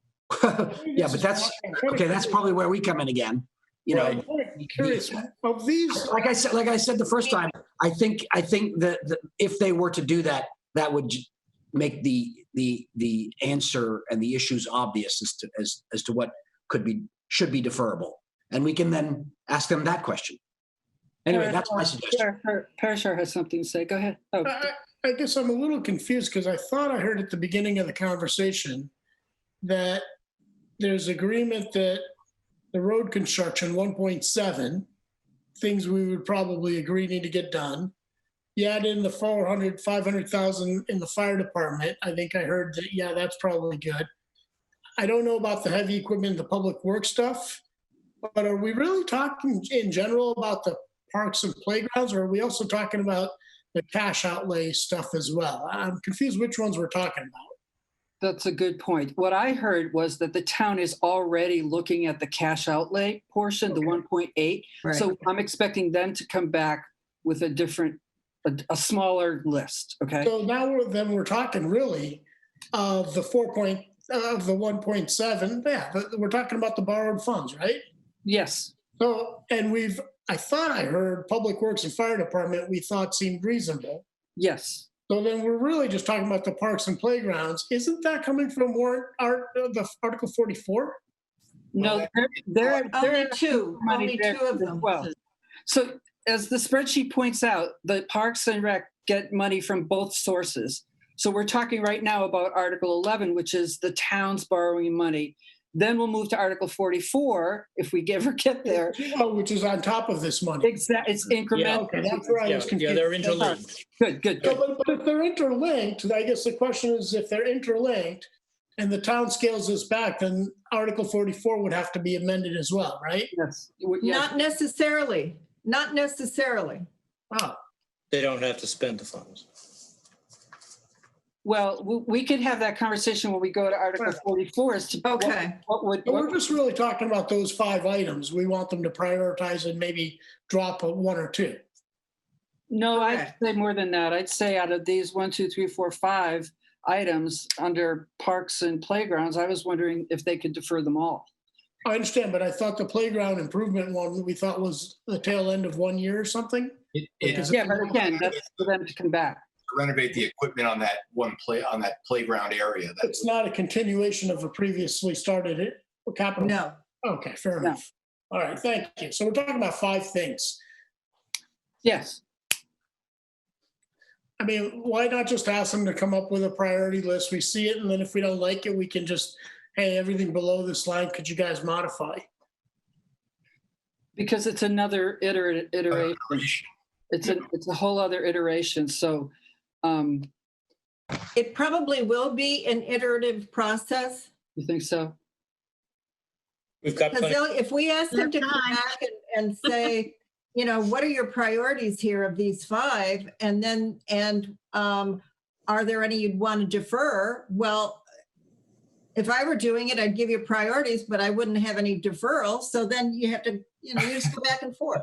Well, okay, how about we ask them to consider deferring these and then wait and see what they say back to us? And that would be their way of saying, okay, yes, but we really think we should do the playground at Emerson. So it's. Oh, you could write it that way. You know, you could write the letter that way. I actually like that much better. I think we're kind of tiptoeing around just the ask here, which is, okay. Hey, listen, there's a lot going on. We need to shelf 5 items here. It's going to make things a lot easier. I know these are priorities, but it would really be helpful if you could just shelf this Parks and Rec stuff. You know, if you can't, we need to know that. But, you know, our ask of you would be to really strongly consider that. And then if they push back on it, then it's the onus is up to them. I mean, isn't the onus up to the voters? It is at town meeting? Yes, but it's up to them to move the article, though, Wade. They're the ones who would then move it on, you know, onto the floor to say we really want this stuff. The voters are the ultimate. Right. Of course, definitely. If the town steps back and decides it's in the best interest of the town not to move this group of 5, then they're not moved. And then the voters could always, if they wanted, amend, add them back in. But that's a heavy lift for the town meeting to do. And I don't think we want to put ourselves in the position of telling them, if they were to come back to us and telling them, like, listen, we want to amend this because we just don't want to approve this because we just don't think it's a priority. Then we're opining on what we think is a priority and what is not a priority as opposed to them. But we're still left with making a recommendation to town meeting. Wait, it's up to the voters, but we have to make a recommendation. And in the end, if we have this conversation, let's say we suggest to them through a letter, please consider the deferral of these 5 items. They come back and say, we're going to go forward. We're going to move these 3. So the article is going to look like this number. We could say our recommendation is affirmative action at this other number. End of discussion, you know, and then show the letters show the correspondence. Dean, do we need a motion and a vote on what you've just articulated? I think Brian had it articulated. We need to advise me what belongs in this letter. And if that will require some kind of motion authorizing me to say X, and I can come up with the words. Let me give it a shot, okay? I move that we write a letter to the town manager asking him to consider deferring. Authorize the chair to write this letter. The chair to write this letter. Did I miss that? The chair to write this letter to the town manager asking him to defer the 5 general government parks and playgrounds projects from Article 11. So we have a motion on the floor. I second it. It's been seconded. Do we have any discussion of this motion? Consider deferring. I would insert consider deferring. Okay, so with the amendment from Mr. Hickling, we're going to, that the towns strongly consider, strongly consider, Fine, whatever you decide. strongly consider deferring these 5 articles. Question. Have we ruled out just asking the town manager to come in and talk to us about it? Is there not So- enough time? So Let's just get the letter out the door and then we'll Letter. see what transpires. It could be the next meeting, we'll have the town manager in. It's perfectly fine. That's fine. just so I understand the process, we can't ask them to take them out of the article and put them into a separate article at this point in time. No, the warrant's solid. Okay. Yeah. Right. Okay. That's what I figured. I just take them out completely. Yeah. I just wanted to make sure that was not an option. At this time. Any other questions about this motion? Which motion? The motion to add. When are we going to vote? Authorized to write a letter strongly suggesting that the town defer items in the general government playground, parks and playgrounds group of 5 items on the capital to a future town meeting. That's what we're. Due to the extenuing circumstances in which we find ourselves. I can write a letter that sounds really fancy. It's okay. So we have a Steve's motion, good at we had that a stuff. second, right? Steve's good at that. He is. As long as it's strongly fancy. Yeah. I have the best words. It's okay. As long as it's strongly fancy, that's all I All right. So we have this motion that it gives me a certain amount of latitude to craft it, but the intent of it is to suggest that these 5 items are deferred to a future town meeting and not moved on the floor. And so shall we have a vote on that? Or is everyone ready for a vote on that? Let's vote. Yep. Okay, we'll have a roll call. Chris? Yes. I'm the chair. Dean, yes. Mary? Yes. Carl? Yes. Andrea? Yes. Dee? Yes. Greg? Yep. Tom? You're muted, but it sounds like a yes. Yes, sir? Yes. Carrie can't vote. Parshar? Yes. Bill? Yes. Brian? Yes. Wade? Yes. John? Yes. Okay, it's unanimous, and I will write a letter to the, I'll write that to the town manager and I'll CC the select board. And that's how we're going to run with that. Dean, before we move on, as a matter of process, may I suggest that after these lengthy discussions, you conduct a vote by exception, just to save, maybe. I'm not sure I'm allowed to do that, Tom. Oh, okay. It's trusted by everybody that I need to do these phone calls. And Okay. I'm fortunate that I got to do it. Okay, I'm sorry. Dean, I think you have a hand up. Oh, whose hand? I'm sorry. Put your hand up again. I didn't see it. Whose hand is it? It's John Kratsley. Yep, Phil. What's up? Oh, no, he means a person who's not on the panel. Oh. Attendee. Well, that's John. John Kretsley. We'll talk about it. CPC. Yep. Okay. John, here you go, John. Go ahead. This is John Craxley. He's the chair of the CPC. I just wanted to say that I think the vote you just took will be helpful to the CPC because we need to know both your thoughts on those 2 parts, Giroux and the dredging. We need to know your thoughts as well as the town thoughts. The 2 parts of Article 44 that fund those 2 projects are connected, as was pointed out by your chair way at the beginning of this conversation. So this will be, from my point of view, it's very useful to know how they respond to your letter because we need to listen as the CPC in terms of any changes with those numbers. We need to be listening to both you folks and the town. The town's the applicant. So John, just to be kind of clear about this, the pool of funds that's available to the CPC is distinct and not really related to, the taxpayers that this debt would hit in the future. And so it's possible that we will have a conversation about Article 44 in just a minute. That's our next thing about these 2 pieces.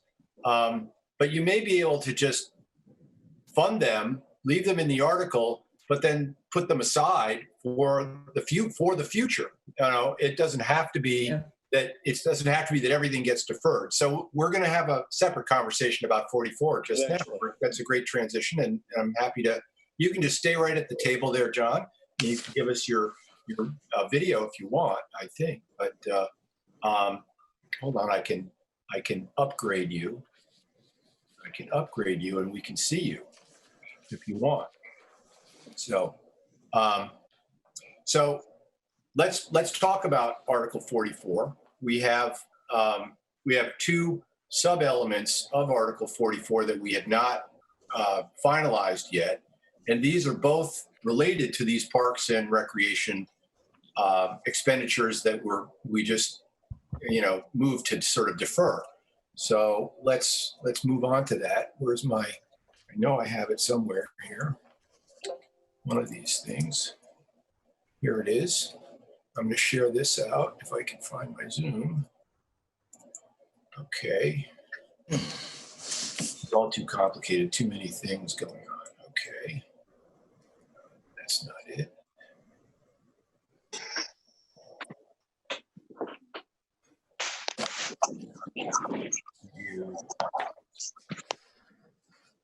I think that's it.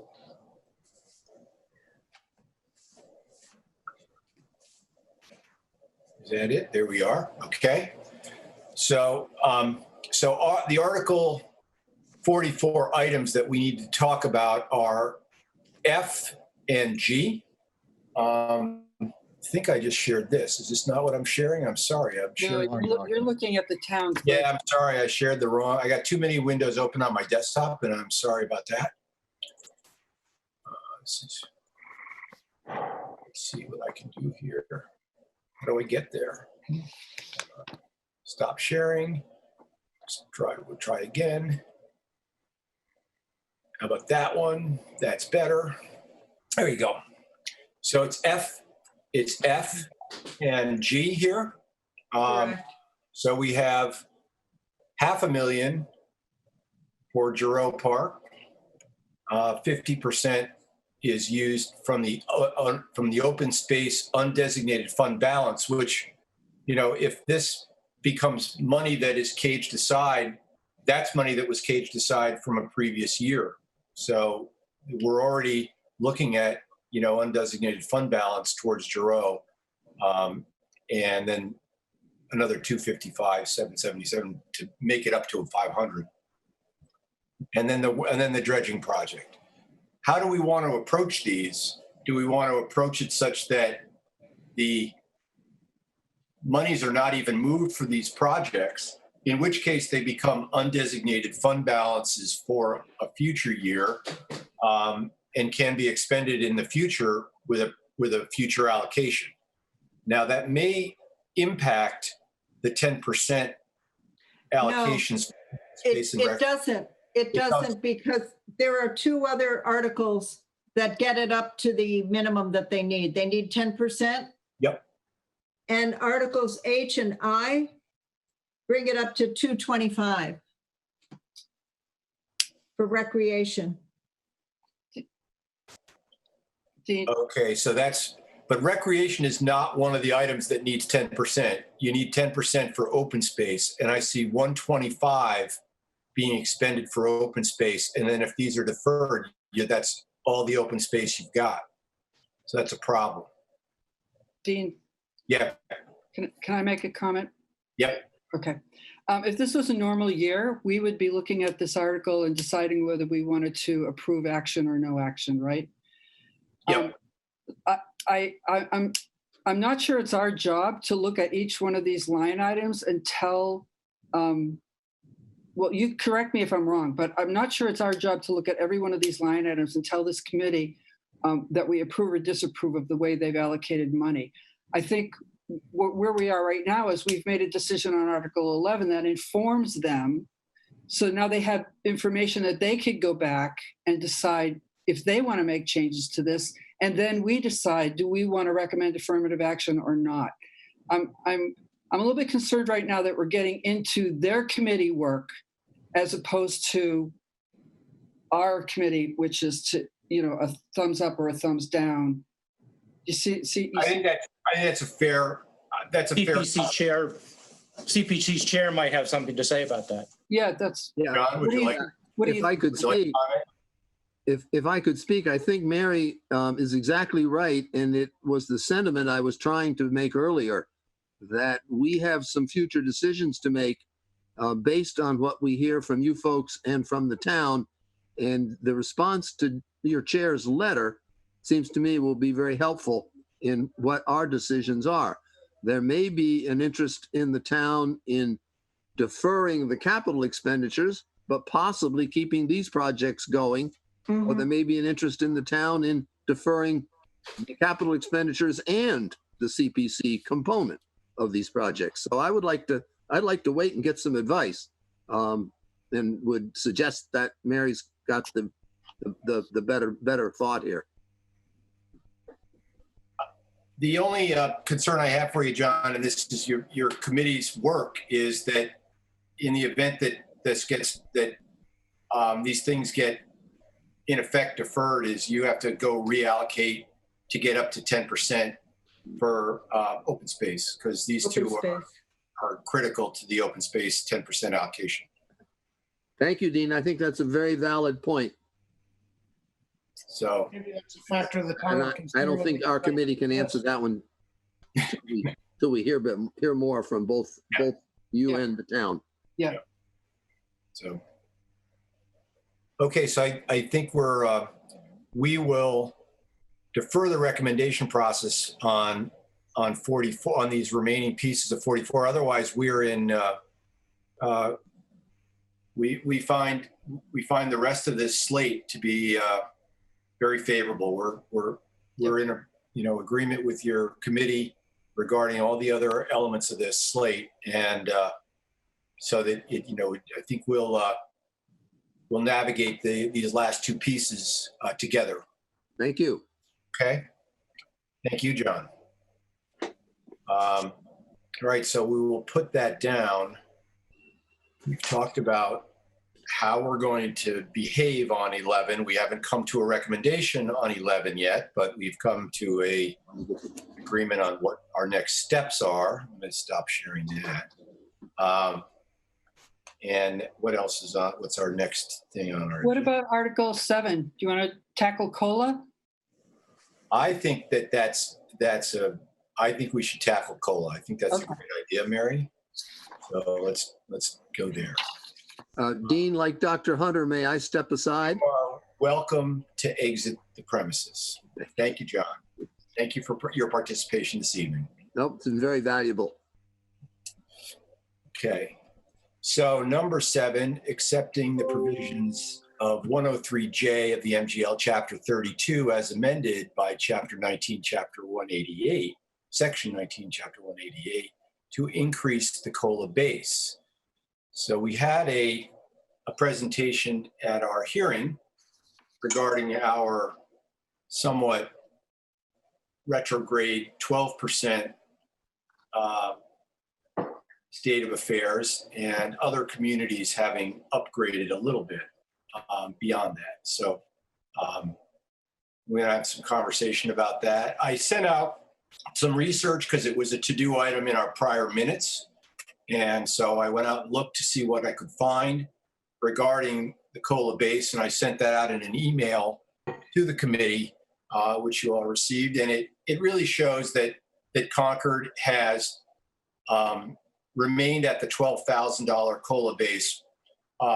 There are several communities who are still at that level, but many retirement systems or pension systems have moved beyond that. And the overwhelming majority of those systems provide the maximum 3% per year COLA increase to their pensioners. So we're really kind of at the low end of the spectrum at this point. And I would suggest that we strongly consider affirmative action on this. That's my position on this. I agree. Any other folks want to weigh in? the other thing that recommends that to me is our strong position in terms of our reserve, our pension reserves. Our numbers were considered to be near the top of the spectrum of those communities who are still at the $12,000 base for this benefit. D. Question. I'd like to ask Carrie. Carrie, how will that impact our payments then? There will be no impact in fiscal 21 because this wouldn't go into the way it would go into effect. There would be no impact on the assessment. But the estimate when it does impact our assessment is about $309,000. But I can report that the retirement system, we just had a review of our 1/1/20 valuation with the actuary, and the system is in very good shape based on the returns, and we smooth both gains and losses over a period of 4 years. What's been happening in the stock market the last several months, we don't feel the full impact in any 1 year. But we were able to reduce our discount rate from 7% to 6.75%, shave 1 year off of the amortization schedule. So now we're slated to be fully funded by 2029, and we're able to do that with a $0 increase to the assessment for fiscal 2022. Because that 1/1/20 valuation impacts 2022. So we'll have a level assessment in 2022, but then if this is approved, it would be about $309,000. So it's really about the best time that we could be implementing a change like this without having a big increase to the annual assessment. Okay, and it won't cause your when you have it fully funded, it won't cause any delay? No, it won't. No. Okay. Any further questions for Carrie on this? Okay, I'd like to see a motion on how we recommend Article 7. I move that we recommend affirmative action on Article 7. Second? Second. Okay. All right, I will call the roll. Chris? Yes. Dean, Chair, yes. Mary? Yes. Carl? Yes. Andrea? Yes. Dee? Yes. Greg? Yes. Tom? Yes. Parashar? Yes. Wade? Yes. Brian? Yes. John? Yes. Phil? Yes.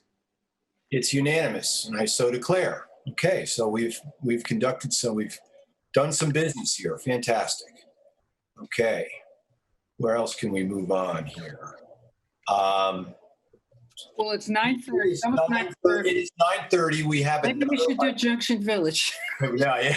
That'll be the rest of the meeting. It is 9:30, and we probably want to look to our agenda, which still has another item on it. So let's talk about that. And I don't have that much more energy to continue on. So, so our one of the tasks we have to undertake is to nominate a new slate of officers for the coming year. This would normally have been completed by now, and somehow I'm the chair for the foreseeable future until we have a town meeting. Maybe I don't know when I would be, upended, but I'm happy to step aside if anyone else is ready to take charge. But what we need is a small group to just caucus and discuss possible a nomination slate for the coming year. Candidates for that are prior chairs who are not eligible. Oh, there I go into the darkness. See if I can wave my hand and get the light back. Yep. Prior chairs who would not be eligible to serve, and anyone who's going off the committee the end of a 6-year term, or if they're not re-upping and they're ending a 3-year term. So Carl would be a candidate for that. Tom would be a candidate. I think Dick Jameson is going off. I could be wrong. I think he's going off.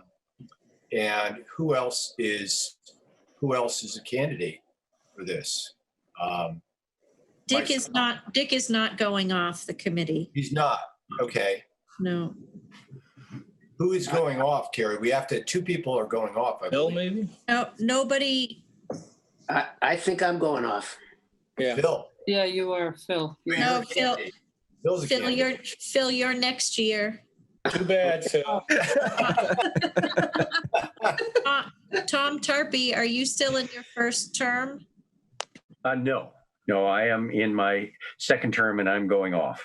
So Tom is the only Your one. next chair. So you fill the bill twice. You're okay.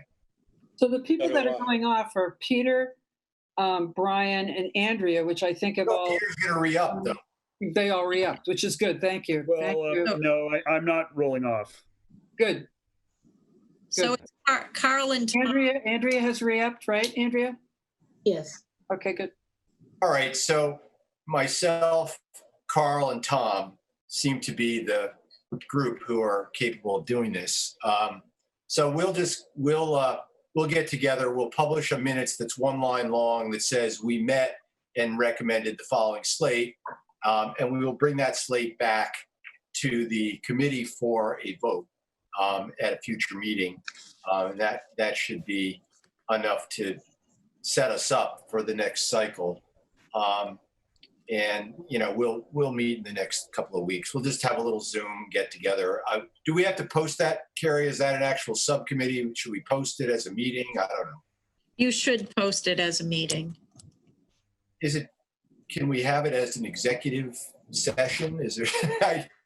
I would just prefer to have that be a private conversation if it's possible.'re talking about nominating, candidates for office. It's definitely not an executive session. Gosh, I have an idea. Why don't you make it at 11:30? I have an idea.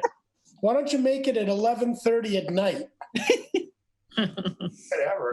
Nobody really cares that much. Nobody cares.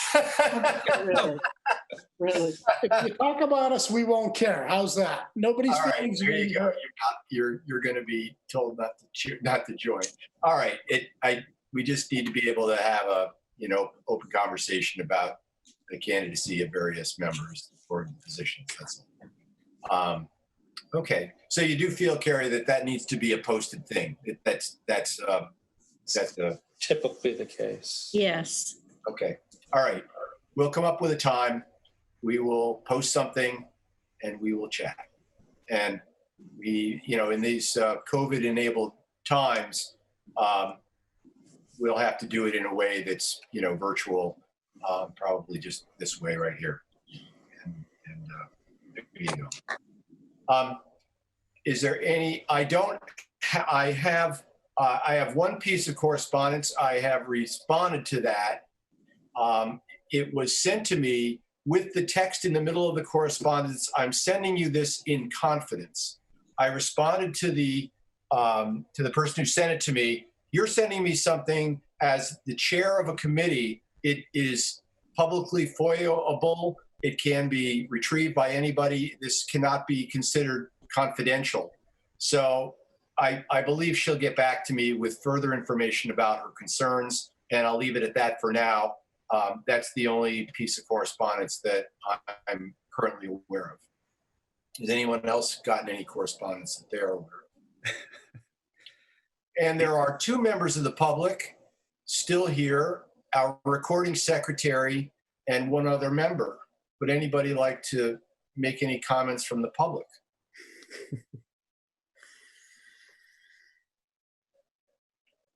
We will allow them both in. They are now allowed in. But I don't see any interest in that.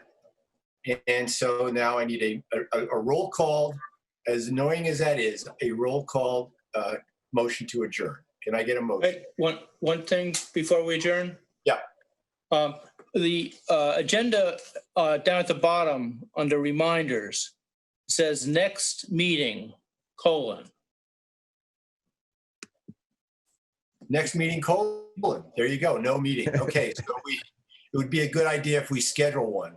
We have one scheduled. Yeah, I We think have for the 25th. This point, I've lost track. 25th of June or 25th of July? June. 25th. June. I'm perfectly happy to meet once a month. Our regular slot. The Dean, are we- 25th would be our. You're Yeah, going to want are we to gonna you're going to stick- want to approve the officers before the end of the fiscal year, and yeah. Yep. Okay. Are we going to ask the select board if they're going to continue to meet on Thursdays? I'm going to They are not. I'm going to get in touch with. They're changing to Mondays Great, thank you. Oh, thank you. I hadn't- on the 15th. Okay. Hey, Dean, one other thing. I know a few weeks ago, several meetings ago, we talked about keeping track of a list of action items and to what extent they got done. At the next meeting, using the minutes as a way to get those taken care of.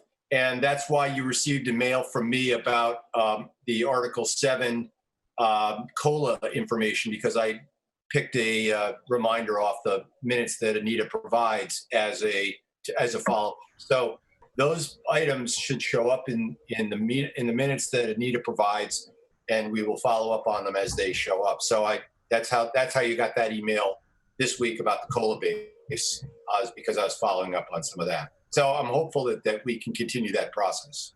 all right, thank you. I make a motion to adjourn. Second. Okay, and now a roll call to get us out of here. Chris? Yep. Me, yes. Mary? Yes. Carl? Yes. Andrea? Yes. E? Yes. Greg?